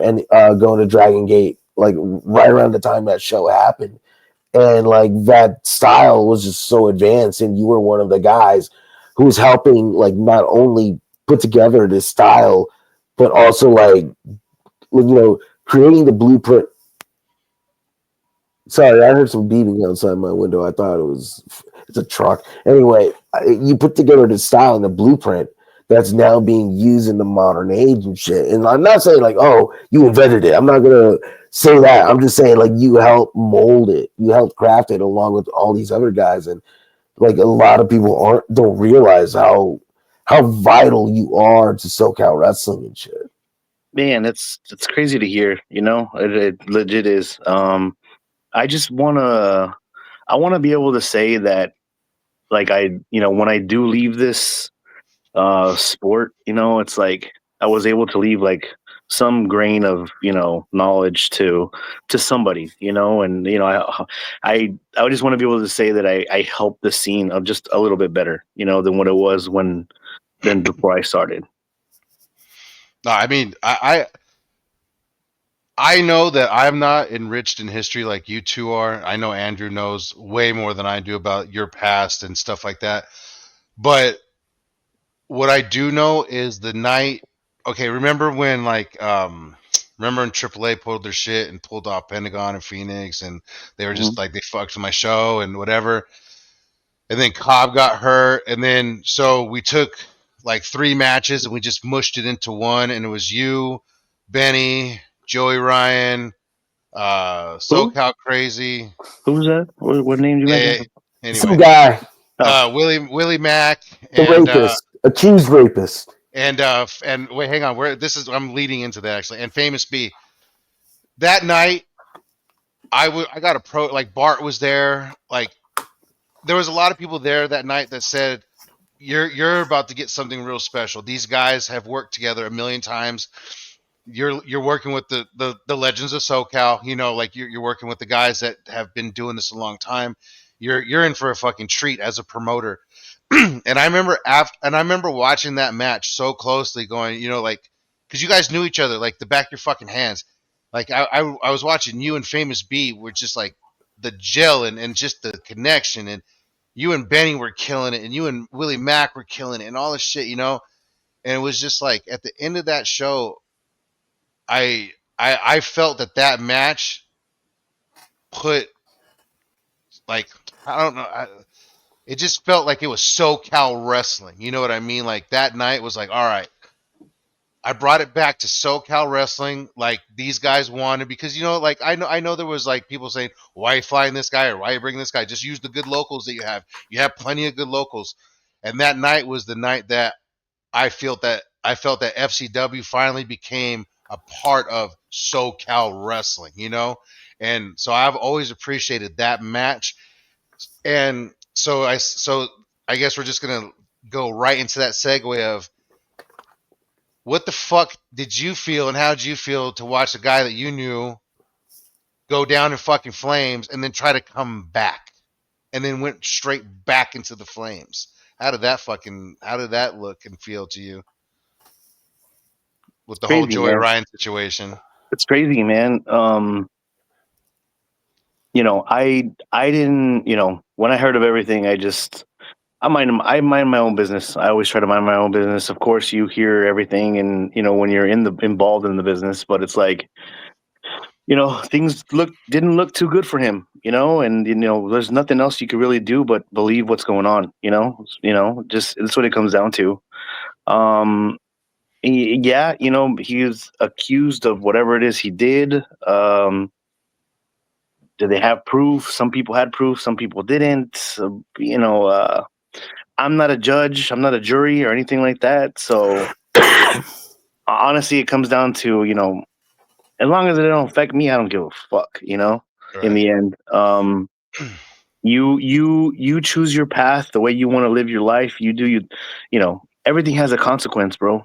Everything. So if you're out there doing shit you're not supposed to be doing, it's gonna come back to you Yeah. one way or another, Oh yeah. 100%. It doesn't matter what it is. It doesn't matter if you're fucking around and you're a girl or whatever it may be. You're stealing lottery tickets or whatever it may be. It doesn't matter. Some one way or another, it's gonna come back to you. Right. You know. It sucks too because like it's just one of those things like I wish I could share, like there's certain matches I wish I could share on FCW's page here and there and they involve him, and I'm just like, fuck man, like I'm not gonna push that out there. And it sucks too because like you're in a match with him, it's like like obviously at that moment and that time that I didn't know about any of that news. I didn't know what the fuck was Nobody going on, did. you Nobody know did. especially like I was just booking a persona. I was booking a gimmick that was fucking drawn a little bit. But I it was just the sucks, only man. motherfucker who said that thing was weird, and everyone said I was a fucking uptight asshole. And I'm not It's trying to a lot. sit here and be like, I told you so, and take pride in it. Like I'm just like like honestly, like I'll say this: I can give someone the benefit of a doubt if they have a clean track record, right? And if someone gets accused by one or two people and they have like different stories or they're like same people and they have like similar interests and all that, something to gain, then okay, I'll look sideways at it. But it's also like that dude had like what, like 20 fucking allegations against him publicly that we Too knew. many. And then there's the ones that we don't know about that people don't want to go public about. So it's like, look, even if like there's 20 allegations against you, at least one of them's got to be true with those odds, you know? Like, and even if it's not illegal, if it's just immoral, it's just like, bro, there's no way your character can be considered, you know, something like I'm talking about his character as a person, not as a professional wrestler. Your character as a person can be questioned if you're having all these fucking people coming after you at the same time, you know, just naming you and all these similar events and shit. There's a pattern of behavior and all that. And then it's like, well, there was a joke that would go around about Joey back in the SoCal days, like, oh, how he liked younger women and shit, you know? Not gonna sit here and fucking put his shit out there, but it's also like I feel like if he like I'm amazed that he got accused of one thing but not the other, you know? I'll say that. Do I think he did it? I don't know. Did anything? I'm sure he did some shit. 100% of the accusations, I don't know, but there's no way it was at 0%. And it's like I'll also say this: I don't think that fucking guy was coming back. I think that whole thing was either a ruse. I think it was a troll job, or I think it was Joey testing the waters. It But was Joey Waters, 100%. either way, it wasn't going to happen. At least I don't think it was going to happen. I was very surprised that, if it was Joey testing the waters, he was able to find somebody to actually go ahead and promote that, because that guy, if he didn't think he was going to get any type of heat from that, he was sadly mistaken. I mean, I feel like there's people in SoCal who would fucking give Joey a second chance. I'm not going to put them on blast. I'll just say I don't Mikey fuck with Gordon them. at Fist Combat would give him a second chance. Anyway, I'm not going to Usually say. California would give him a chance. I mean, I'm not saying them, but I do think other people would. And Gus, I've told you off the record what I think about certain people, and you know those people that I've mentioned in the past.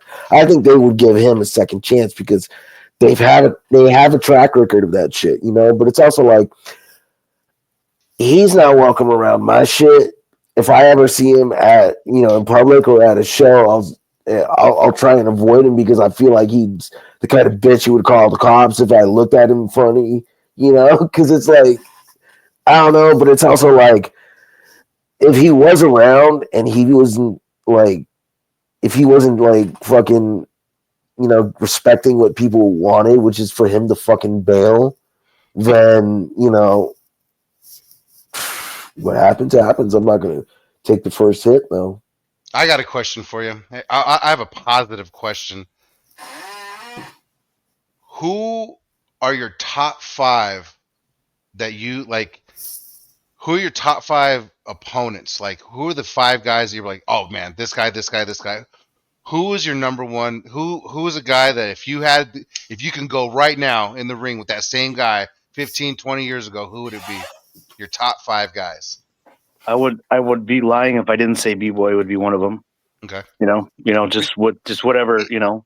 He had to, bro. His in ring. Oh, look, dude. You Fuck you, can't take it Benny. away from him Fuck as you, an Benny. in-ring performer. Like you're a dickhead.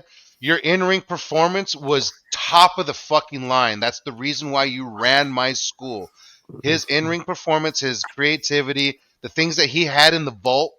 Like I'll tell you right now, he had shit in the vault that people never like comprehend. Like, damn, you put that together. Yeah, Benny put that together. I'll never take that away from him. I can't, bro. The guy was fucking good in the ring, plain and simple. He's one of them for sure. Just people that were in my group and stuff. Like if I would say Infernal would be another guy. He was underrated. Super underrated. He was one of the best bases that I've ever had in my life. Unfortunately, he dislocated both of his shoulders, and they were never good ever since. So that was the only thing that kind of pushed him back from wrestling. But He's What definitely one of the guys. I what's he would up say to now? Is he have you he's talked actually to him? he's a photographer. He does like Instagram. He films Instagram models and stuff like that. Okay. Well, what a fucking lucky guy. Yeah, Fuck. he's happy. You know, It he's seems happy. like things worked out for him very well. Yeah, yeah, yeah. Um, Oh, Mariachi Loco is definitely one of the guys that shout out Mariachi it's Loco. it's not a lot of people say it's a night off. I'm gonna go in there and just I'll be fuck shit right up with back. I them. think someone's at my front door. I'll be right back, guys. Yep. It's the tamale guy. We fuck Andrew. So no, Mariachi Loco, bro. I love that guy, and I know what happened. We won't get into that. I actually want to interview both of you guys one day, but he was one of the guys that I loved bringing to FCW. He was one of the guys that the crowd loved him, and like I've had luchadors come through my spot. You know what I mean? You've worked with some of the best luchadors that I had come through my spot. I had fucking Rey Mysterio on my show. You know what I mean? Like, but but this dude just had something, and I loved it so much about his character, how he grasped it, like he just took the crowd by the hand, like right away. As soon as he came out, he was on it, bro. And I remember the I remember the match he had, this first match he had at the show with me, with you guys, bro. I was just like, man, this. I hope he goes far. I honestly hope he goes far because he has it. You know what I mean? He has just the charisma, dude. Like the moves he had down, but the charisma that came with it, bro. The gimmick it was great, bro. It was great. I loved it. A lot of people don't know. And if they do, I was his first trainer. He had That's signed good. up with he had signed up with Martin. Martin had just taken a trip to Japan because he went to go wrestle for Dragon Gate, and he goes, "Train this kid while I'm gone." And I was like, "All right." And the kid was a natural. He got everything on the first try. He was just beating everybody left and right. He got his rolls down, he got his bumps down. Like before you know it, he was flying all over the place, and he's a natural. It was very funny though when he first started. He was super quiet. To see him how he is now, it just kind of just burst that bubble, and he got out, and now he's loco. now he's now he's loco. Pretty Yeah, much. I the segments that you guys did also, like, it let me in a little bit more, as far as knowing you better, because I'll be the first one to admit it. I wasn't a brother. I wasn't the boys. I didn't hang out.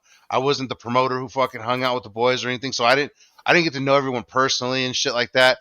But I could tell that you had a side to you that, like, you had a family side, you had a funny side to you, but I wasn't your homie like that, because I seen you talk to me, I seen you talk to Benny, but then when I seen you two talk, I was like, oh, there's a side to this motherfucker. And then when you guys were doing your segments and shit, bro, I loved it. Like, I I wish it could have continued. I wish it could have been a weekly thing, like maybe a podcast you guys did, or weekly updates. But you guys together were definitely you guys went together, man. Like, you guys did well together. I loved it. Yeah, we made a feud out of it, for bumps and bruises, and Mm-hmm. we were able to get some shows out of it. Just battling on who was gonna, we decided we were gonna make a YouTube channel, and we were just arguing. Well, I want my name first. Well, I want my name first, and it was just back and forth, and It we, was funny as shit. yeah, and it just uh, the way that I looked at it, but people would always ask like, "What? How can you guys describe yourself as a tag team?" And I would describe ourselves almost like the movie Money Train with Right. Wesley Snipes and Woody Harrelson. yeah, like they would fight each other, they would argue, but in the end they would come together as a team and get shit done. Bro, because that movie was so. I'm gonna watch that shit when we're done. That movie's so fucking good.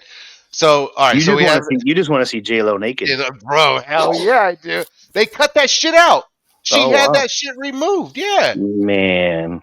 bitch. All right, so you got those three. Who's your fourth? Um, Wait, who did I man. miss? Mariachi Uh, Loco. I said B boy, I said Infernal, I said Mariachi Okay. Loco.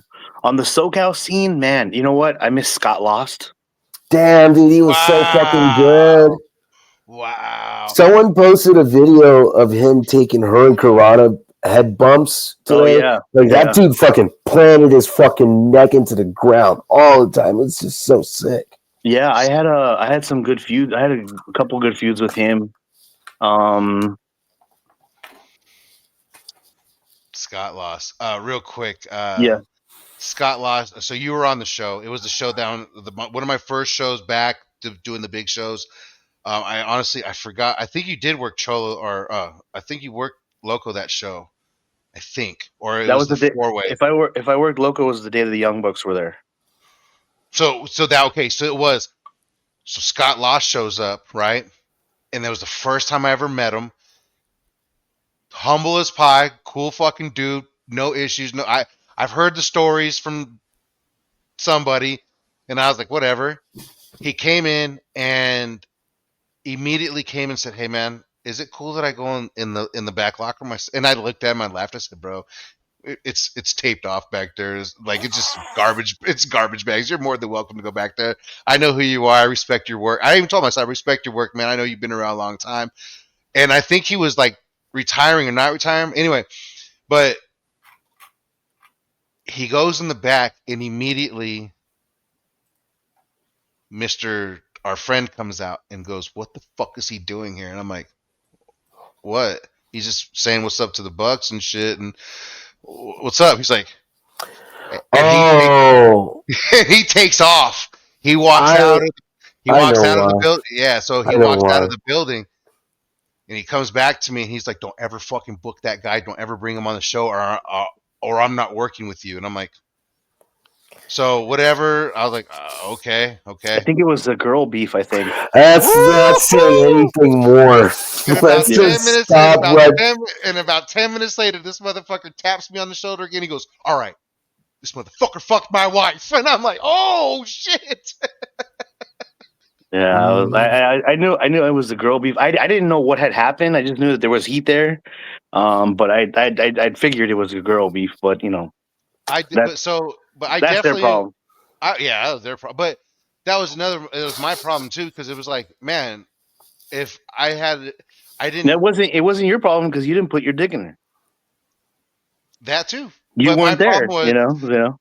my problem was, as I could have had talent like Scott Lost on my shows. If he was wrestling at the time, I don't know if he was wrestling at He the was time or if he was retired coming by back. 2010. Was he? Yeah. Okay. Because like him and somebody else got an itch to come back, and Baby Slim was at one of my shows, and he's like, "Bro, I'm trying to come back watching this shit." And I was like, "Shut your fat ass up," because I know Slim from high school. Shout out Slim. I know we know each other, Oh motherfucker. yeah. I know Baby Slim, nigga. He Yeah, got yeah. skinny. But no, but Scott Lost was great talent, man. Good name to throw out there, All right, so man. that's 4. What's number 5, Cello? Man. Got to steer this shit back on course. You know what?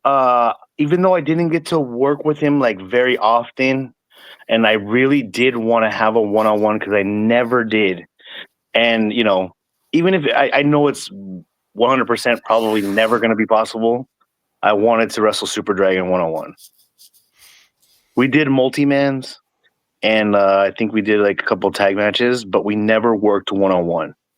And that was one match that I really wanted because I felt a certain way about him, and I wanted to prove that theory wrong, you know. And the theory was, you know, I thought, um, you know, he would. Super Dragon was a tough guy. Super Dragon was one of the toughest guys that I've ever seen on the scene. But I felt like he was only tough with people that he could be tough with, you know. And I wanted to test that, and I really wanted to see if he was like that with everybody. And he did, you know, he did with with certain people. But then I would see certain matches that he couldn't get away with certain things that, when he wrestled Homicide, he wasn't getting away with shit that he was doing to Taro, or Disco Machine. So that was just always, it was a Disco personal thing that I Machine. wanted to do. I have nothing but love for Danny. I give him, much love and respect, and for giving me a chance to be on the PWG shows when they first started. But yeah, if I could have ever wrestled 1-on-1 with him, man, that's something that I really wanted. I'll say this couple things. I remember around 2008, 2009, like Danny was talking about wanting to bring in more locals. And like I don't remember if he took back full control of the book at that point or if like Joey was still involved in the booking and shit. But I remember like someone brought you up in a conversation and he was like, I really like Cholo. I don't know why we don't book him, you know? And so I know he had a respect for you and all that.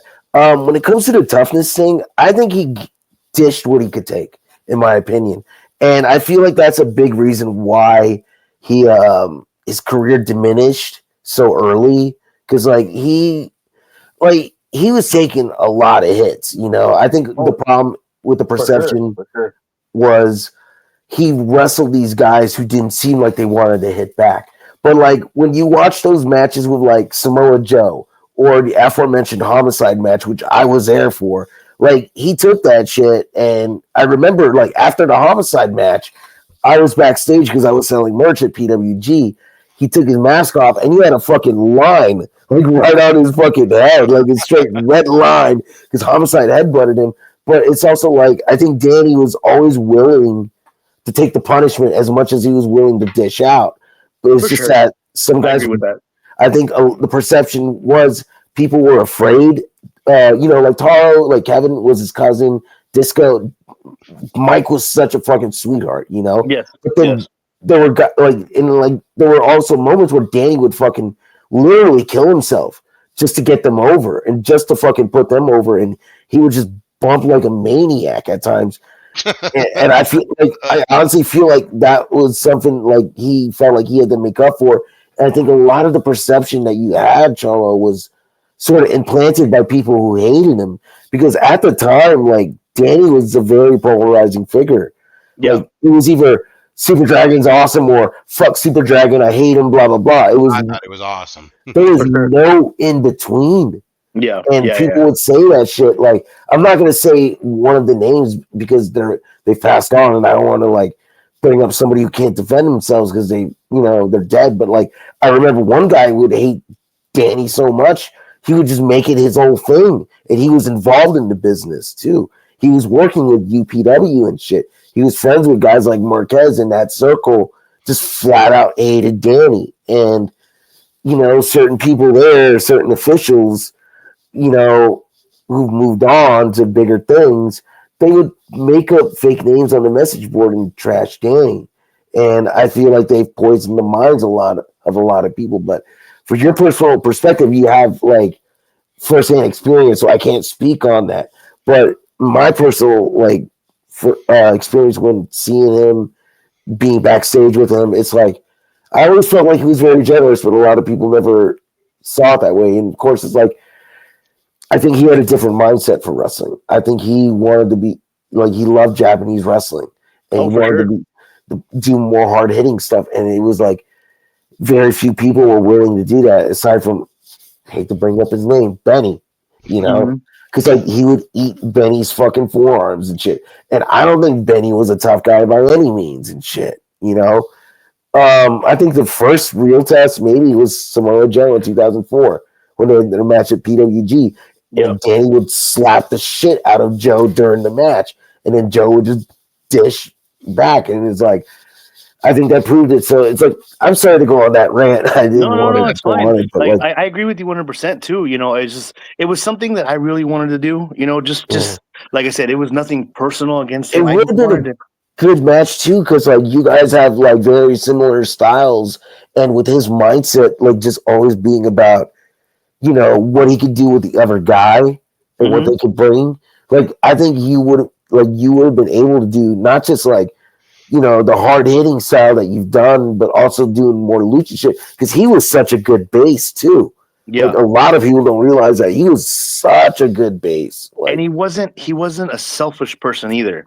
Yeah. Because the person the matches that we had, I don't know if you were there, but one of the first Best of the West tournaments we did at the marketplace. You guys were in that 4-way. Yes, but earlier on that night, he wrestled Infernal, and that was the first round match. And right off the bat, Infernal hit him with a tope through the ropes, and like not a lot of people can catch Infernal because he was a bigger guy, but Yeah. Danny took it like, and he was like, whatever you want to do, let's do. And for somebody at his level to do that with somebody that was just starting out, like you could tell, he wasn't selfish at all. I got that. I had that on tape, and I remember like right around that same time he had a match with Hook Bomberry, and he Oh just let yeah.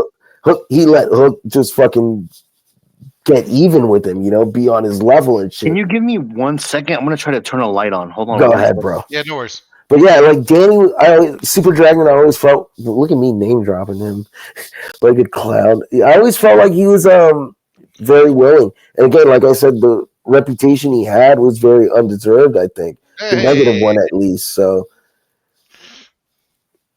yeah, Gus. Random question: you remember a wrestler named 99 Cents from bro, 99 cents. Bro? Hang on. One of the stories that I have about 99 cents is him and Matt Twisted are the ones who actually saved me from Rey Mysterio Sr. and TJ Boy, because we had this show down in Chula Vista down in San Diego, and it was it was Mexico good guys versus USA bad guys, and I was on the USA bad guy team, and it was me and like two other guys versus Rey Mysterio Sr. and like two other guys. And one of the guys that was in there was translating for us, like to go back and forth with them. And in the match, in the fucking match, bro, the guy, so they hand me the chair and they go ahead to Rey Mysterio Sr. And we're like hit him. And I'm just like, in my head, I was like, oh, am I getting worked like in the middle of a work? Fuck, bro. All right, here we go. So I hit him. He takes it. He bumps for me, bro. Next thing you know, he comes up bleeding, right? So Rey Mysterio Singer's bleeding and shit. The translator in the match goes, "Don't touch his blood." The first thing I do was walked over there and wiped off Rey Mysterio Singer's blood and went like this across my face and was like, "Yeah, yeah, bro." This motherfucker stood straight up. TJ Boy was in the crowd, or like he was on the outside. Throws a chair in, and my partner had already jumped out. He's like, "Yep, I'm out of here." Mm. Bro, ask Matt Twisted, ask 99 Cent, ask anybody who was fucking there. They'll tell you. Rey Mysterio Sr. turned my ass around, pushed me against the ropes, and I was like bent up backwards. And I'm holding on, and I already know like I gotta take this, right? So they hit me with the chair, they hit me with the chair, they hit me with the chair in the back. Somebody else hits me. Next thing you know, 99 cents and fucking Matt Twisted are trying to pull me out. Like, bro, we got you, we're gonna get you. They roll me out.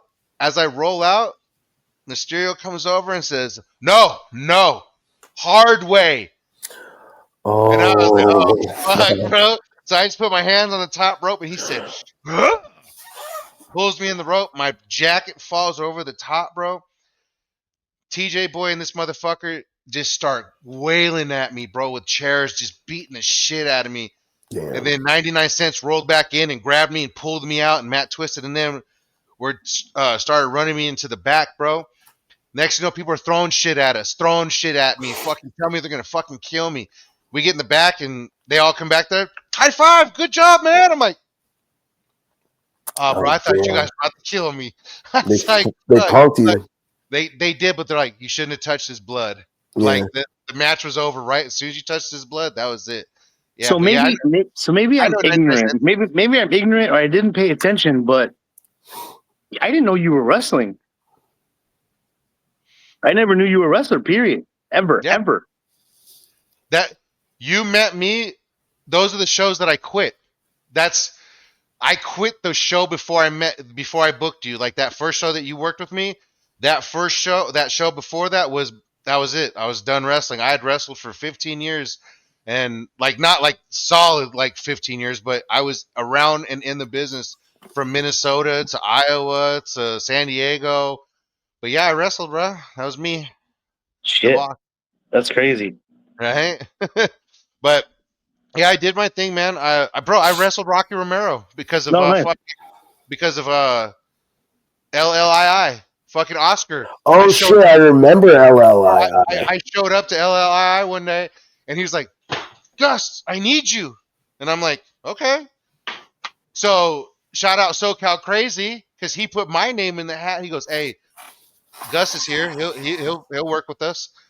So I go in the back and like I go in this one locker room, and then that was the first time like I felt kind of like okay, because Oscar goes, "No, not that locker room, this locker room," Yeah. and there was only like 6 people in there, and it was like me, SoCal Crazy, Rocky Romero, I forgot who was in it, but yeah, I was in a match with Rock. That's my only big claim to fame is I was in a match with Rey Mysterio Singer, and I wrestled Rocky Romero, and Rocky Romero to this day, hands down, thank you for taking this guy and looking at me and going, "You're not trained, are you?" And I said, "Nope." He goes, "I got you. I'll work with you." Bro, he called every little spot for me. He was so light. He did a hurricane on me. I was like, "Bro, this is awesome." Like, and I even asked him. I said, "Hey, man, how can I train with you?" He goes, "I'm in LA." I'm like, "Ah, fuck." I was like, but yeah, I wrestled a little bit. Yeah, I did my That's thing. cool. That's cool. That's cool, man. I have a I've been having this question on my mind. I wanted to end the podcast with this one because Oh, you I were thought we were just getting started. nah, we're about nah. Um, one of the biggest promotions in Southern California, in my opinion, is Lucha Vavoom. Yeah. Simply because of just how it functions. It may be a 1 year show. I think they're up to 2 or 3 now, but I just know that there was one show a year and it was huge. I know the owner. She put fucking bro like the stories that I've heard about the owner of Lucha Vavoom. I'm envious. I wish I had that motivation. I wish I had that drive. I wish I had that fucking just hunger to make my wrestling show the way it is at Lucha Vavoom. Anybody can say what they want. That my personal opinion is one of the best promotions in Southern California, and you personally were a huge part of that show for a long time. How is that for you? How did that come about for you? And what was Lucha? What does Lucha Vavoom mean to you? Um, it's big part of my career for sure. Um, I was on show number one, Lucha Vivon, and I'm very fortunate to say that I'm going to be on the last show that they're doing here at the Maya this Friday. So that's going to be cool. It'll be actually the very first time that I actually present myself in public since not having wrestled since last year. But I couldn't let them go out, out of the Mayan. We've had so much memories to come out of the Mayan, so many great matches. Like I've had so many learning experiences. Like working for them is just it's been a blessing. It's been a blessing. Both Liz and Rita, when they were together, always treated me with so much respect. Now it's just Liz on her own, and they're up to they do 5 or 6 shows a year now, and they have the core. They have the core three, which is the holidays, which they'll do Valentine's Day, they do Cinco de Mayo, and then they always do Halloween. But in between, they'll do like a summer show, which is like in August, and then they'll do maybe one more before December. It all depends, but sometimes, and then a small pop up shows will come up here and there, and then there'll be more to do throughout the year. But the minimum is 5 shows a year. And when you say their last show, are they're not done? Are they just done at the Mayan? They're done at the Mayan. They're closing the Mayan for good. Oh, So so the venue itself is closing down. the venue itself is closing. Yes. At least Ah, it's been okay. sold. They don't know if it's going to continue on or not, but it's been sold, and the current operators said they're closing down, and nothing else has been announced after September. So. Yeah, pretty much. So like, I'm not allowed to say where they're going to next, but it's a nice venue that they're going to be going to. Is it I nearby? what is it? Where?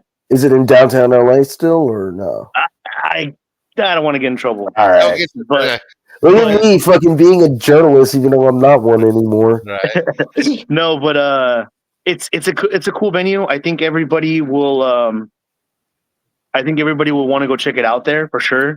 Is it the Anaheim Marketplace? Shut the fuck up, Andrew. He's not going to answer. Um, Guys, I'm joking. for, It's for called anybody, comedy. yeah, it's not funny. For anybody that doesn't know Cholo about, laughed. He's laughing hey, still. hey, Disco Inferno, shut the fuck up. Fuck you, Carlos. You sold out our Damn. Hey, at culture. least I'm still over, motherfucker. Damn. Yeah, Anyway, because He you calls kissed the you right Carlos. asses. but I'm shooting for today, anybody, bro. for anybody that doesn't know about Lucha Vavoom, if you could give like a little bit more depth of like what goes on at these shows, to what makes them actually more special than the next. You know, when I do, whenever I do press for them, they always ask, "How can you describe Lucha Vavoom?" And there's only two words that you can put together, and that's sex and violence. You know, That's 3 words. well, 3 words, yeah. Let me But say, you know, listen. Sorry, go ahead.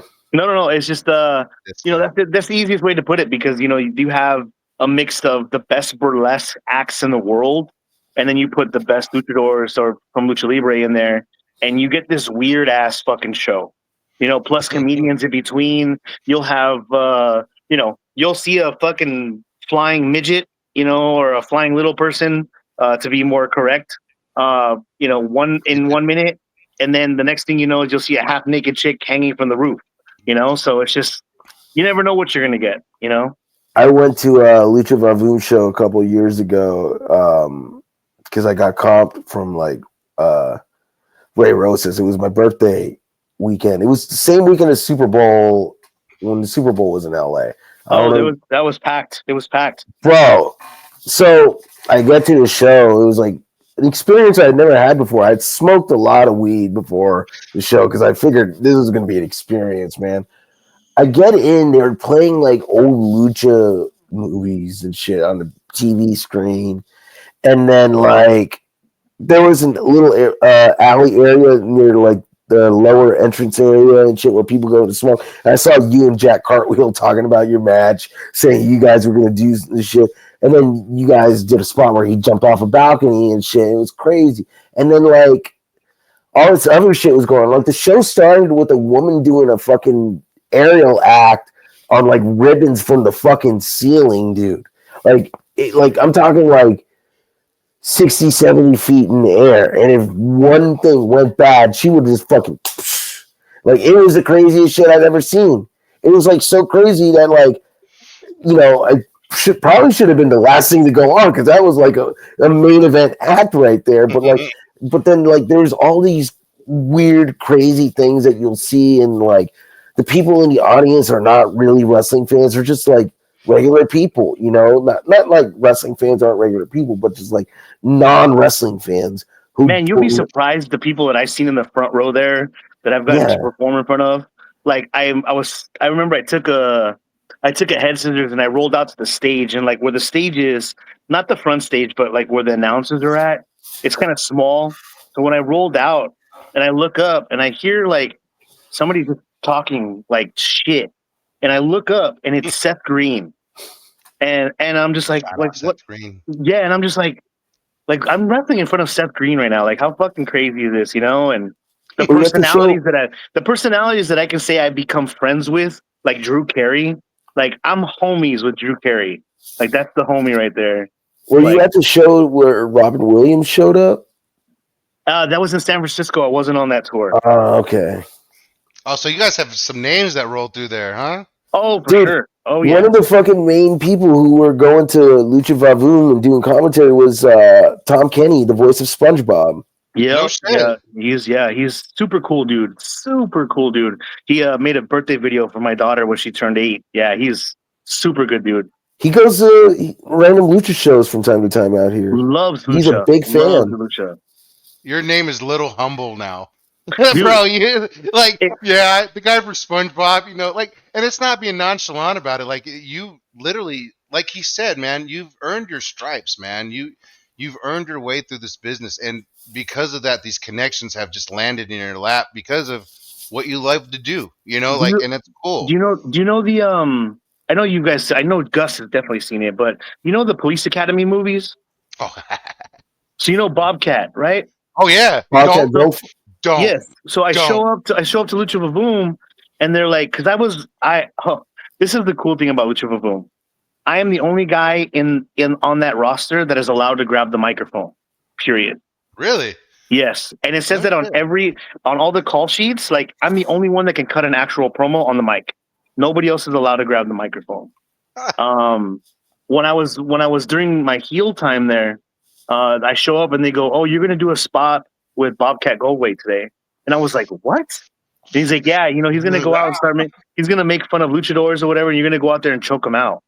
And I was like, "What? Like what?" The police Like, academy guy? yeah, and I'm just like, "What the heck?" And then like just to go out there and just do that, and then like, Right. I don't know if you see that like recently there's like a Netflix series called Narcos. Oh yeah. One of the guys' names, the actor's like he's like one of like the main guys. His name's Joaquin Cosio. He's an older dude. He's got white hair. If you see him, you definitely know who he is. I Um, already know who you're talking about. yeah, they were like, you're gonna do a spot with him. They just want you to beat him up, and I'm just like, That's shit. that's so cool. Like, for Right. them to choose me, like it could be anybody on the roster, but they chose me, You and did it's a just like, spot with man, Mr. like, Floppy, bro. oh yeah, Yeah. What was that show called? Unhappily Ever After. Yeah, bro. With Yeah, he E was from Mr. Entourage and Nikki Cross. Oh, did you ever do that show with Nikki Cross? Nikki? I didn't, Okay. no, Because I know Ron Rivera and a lot of the Rev Pro guys did it. I'm not sure if you were able to get on that. no, I didn't. But from Lucha Underground though, I was very fortunate enough to I don't on FX. There's a show called Snowfall, I Oh yeah. heard of it. and me and Loco got to be on that show. You're Oh, in that nice. show? Yeah, we got to be on one of the first. I think it's episode 1 or 2. And we got Play to one of work the with. black dudes? It was during one of the wrestling scenes that Oso was on. I think that was the character's name, Oh Oso. shit. That's right. That's right. He was a wrestler. Yes. And being able to work with John Singleton like on that project, I was like, what the fuck? Wow. That's Yeah, insane. it's crazy. Wow.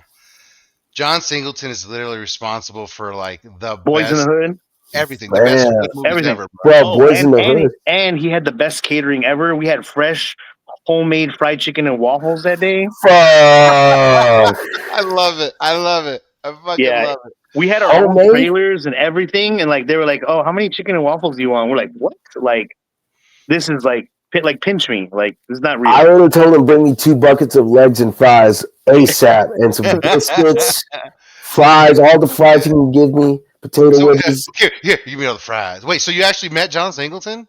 Oh yeah, I have big pictures on my Instagram. Yeah, for sure. Jeez, bro. They're humble ass motherfuckers. Like this dude's saying all this shit that's blowing people's minds. He's like nothing, and we're over here like, oh my god. It's just like I said, it's just being very fortunate enough. Like you just gotta wait your turn, and just like I can't get tired of saying it. I've just been very blessed, and like all the opportunities that I've gotten, like it's just like I'm just so thankful. Like legit, I'm just so thankful. Like if I were to die tomorrow, like I'm good. Of course, I would miss my family, but like wrestling wise, I've already done everything that I wanted to do. That's right. My ultimate bucket list was to wrestle Rey Mysterio, and I did more than once. And I was able to give him his flowers in person. He's my idol. He's my all time idol, and I told him to his face right before we went out to the match. And Bro, I remember. Sorry, go ahead. no, yeah, just so like that was like the ultimate thing that I ever wanted to do in the wrestling business. Anything after that is just a bonus. Bro, I remember WrestleMania 21 weekend. I don't know if you remember this. I went there with a couple guys. Kevin, Sammy, probably know them now. People No, of probably course. know.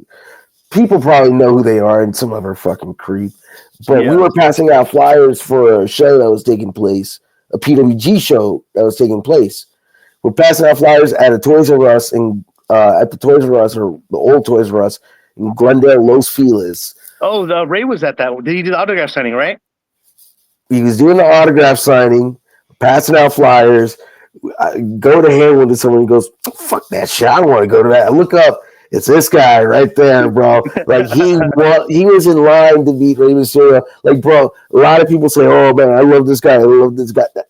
This fucking dude, I can back that. You know, I can back the fucking admiration he has because he went to go see Rey Mysterio at an autograph signing in Toys R Us at fucking Glendale, which is like over an hour and a half away, 2 hours in traffic from Orange County and shit. And he was already a wrestler. He was known at the time and shit. So it's like that's how much dedication he had, and that's how much love he had. He was even wrestling in front of thousands of people at that point. So like that just shows that should tell a lot of you younger fucking guys out here, you know. Yeah, I remember that. Like that. Oh, that's crazy. I totally forgot. That's cool. Yeah, like that should tell you guys, younger guys, you know, hey, you're not above anything. Like, just be humble and, you know, like you don't need to fucking brag. Like, you can just do your shit and your work will speak for yourself.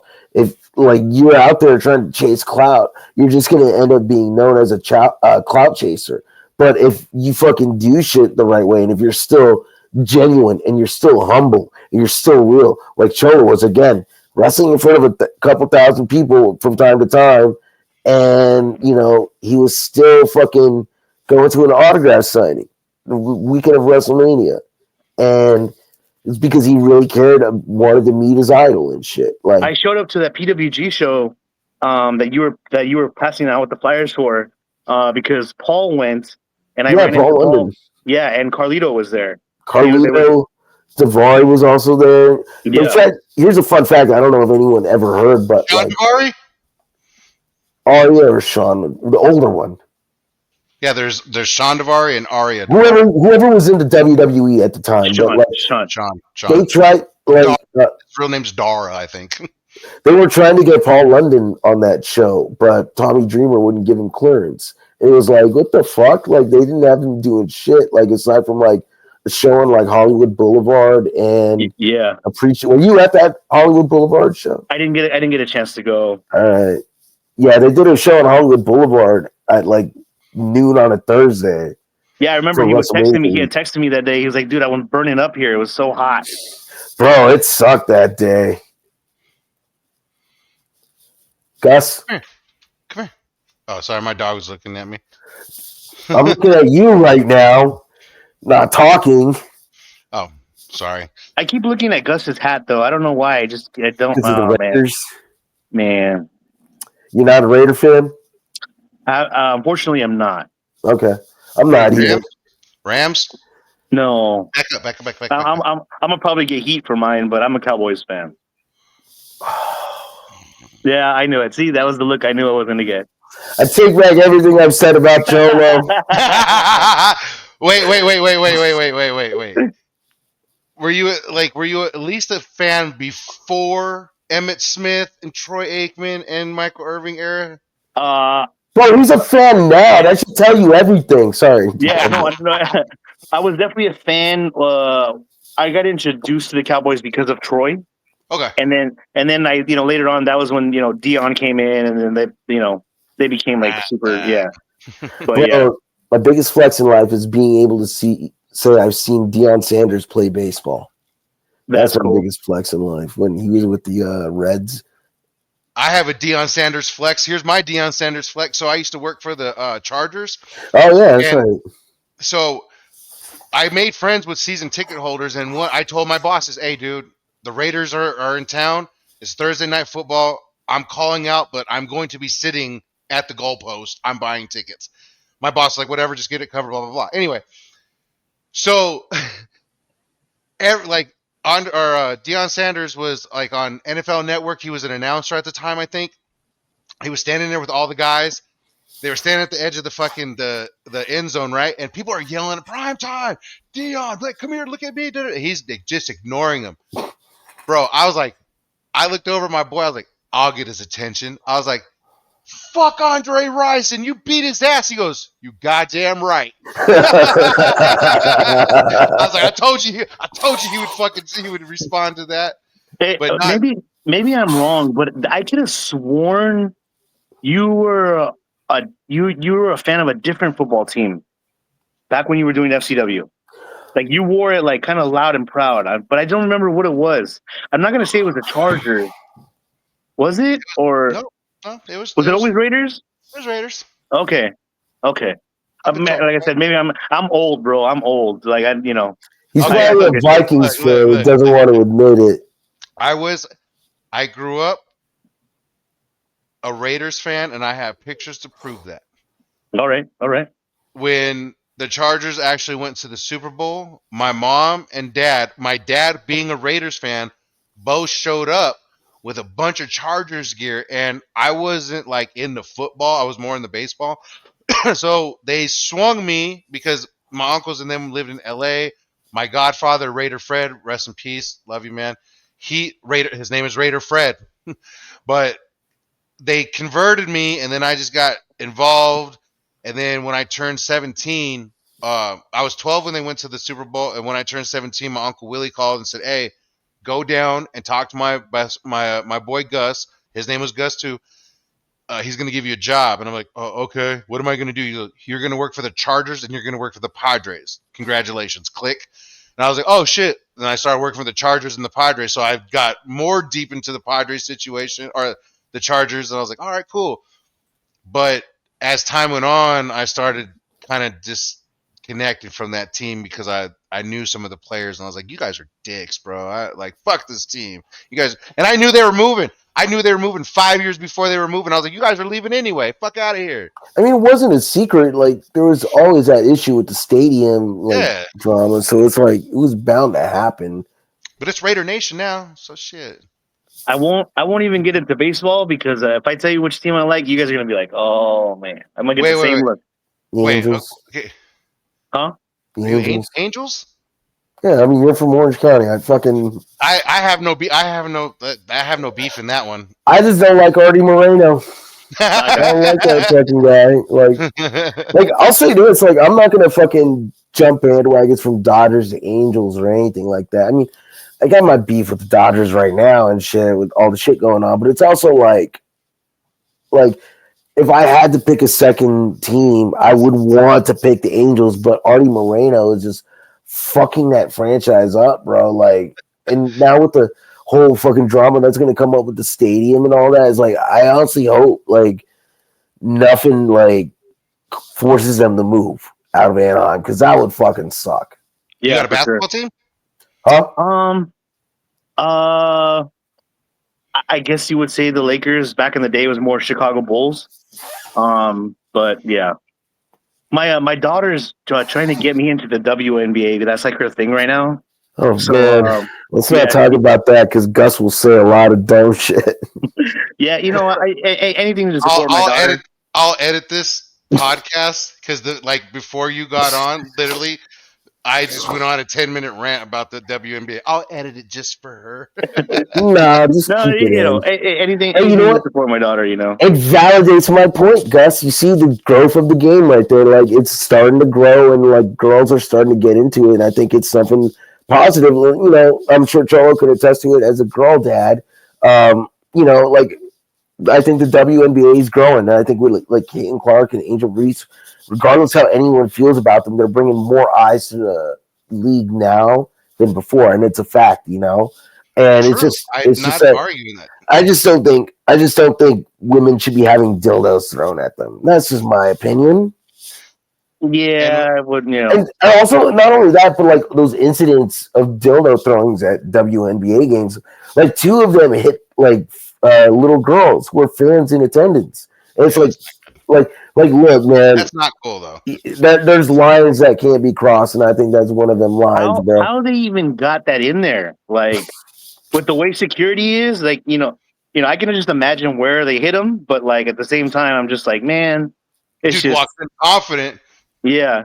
Like, yeah, I'm good today. Probably just tapes it to his leg. I'm trying to be like, Yeah. um, And like, so, guys, that's yeah, how we're going to end this session tonight. dildo talk. Dildo Man. talk. Guys, I appreciate you. LiL Cholo, I definitely appreciate your time, man. This is probably one of the podcasts that I've been wanting to do. Just haven't had the time to say it out loud. I did bring it up to Andrew. Andrew was like, fuck yeah, man, let's do it. I made I'm it glad happen. you took the time. I actually want to come back to this after the show at the Mayan. If you have some time next week, I want to know how that show went. I want to know how everything went. See if we're allowed to maybe show some footage, because I know if there's stuff on YouTube, I don't want to get in trouble showing it. But if there's Yeah, stuff, for sure. if there's Bro, stuff we people can show post it. their shit on YouTube all the time, man. Yeah, for sure. I don't Yeah, think Liz gives a it's fuck. it's just it's free publicity, you know. Okay. So But I just want to yeah, make sure I don't want to cross no lines. But yeah, I definitely want to come back to this. I think we had a great conversation. I think there's more to talk about. It just unfortunately this guy right here has some other things to attend to. But Cholo, I truly, truly appreciate everything you did for me at FCW, bro. You were one of the most humblest guys that I worked with. Thank you for bringing me guys like Loco. You know, thanks for having matches with Adrian Quest the way you did. That's still one of my favorite matches you had when you suplexed this kid and fucking walking around the ring and just like that spot. Like it's just weird that to me was that how actually Douglas James. you did that to James. Yeah. I thought you did the Quest. No, Ah, I was gonna say I'm I don't think I've ever worked Adrian Quest before. really. Yeah, you did. Yeah. Did I? Yeah, I remember one show you did.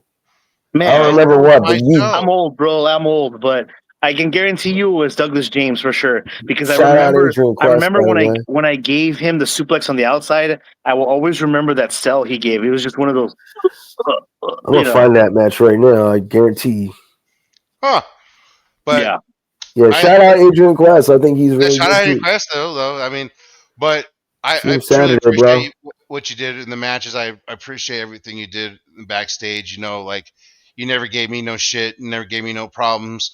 Um, I know one time I fucked up on a payment, but definitely made that up to you. And that was one of my things with guys like you was like, I always wanted to make sure that shit was taken care of because guys like you were the reason and the core of FCW, man. And I wish we could have continued our dance. I wish I would have put that strap on you, but you know what? Fucking, it's wrestling. It happens, but but Yeah, I do appreciate your I time, get man. it. I get it. I get it 100%. And, like you said, that was the only incident we ever had, to ever come between us.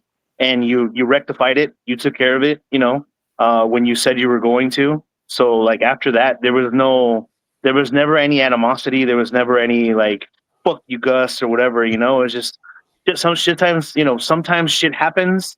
I get it being in that promoter role now, because I never wanted to be a promoter ever, Bro. because I Fucking just seen worst. I seen the problems that you guys were going through, but just being in the business for so long, and I'll cut it short, but like I've tried to learn from everybody else's mistake, so I don't do the same ones, um, and so far it's working okay. I'm not gonna jinx myself, but Right. it's going okay. And yeah, so I appreciate my time at FCW. It was cool, and hey, you never know what could happen in the future. You never know what can happen, bro. I still have plans of bringing this a show back or once or twice or three times. My show. Remember, I own FCW now, Yeah, bitch. yeah. I And bought it for $20. True story. 21, bitch. Don't undercut it. Little Nah, Cholo, thank you for your 1999. time. Andrew, fuck you. I'll talk to you later. Guys, thank you for watching Mic'd Up with Gus. We will be back with another session with Cholo. Trust me, this was a great conversation. I don't think we're done because I think we can get into some pop culture shit along with what's going on with the mainstream out there. But definitely want to give this guy some more time in a part two. So I When appreciate does your this time. come Thank out, you. or when are you going to post this? Tonight. Oh, Tonight. tonight. Tonight. If He says that. anybody watching this, if you guys are free either August 29th, come check out a House of Lucha show, or September 26th. Carlito will be in the house that day. Oh, no shit. So yeah, so Okay. it'll be pretty cool.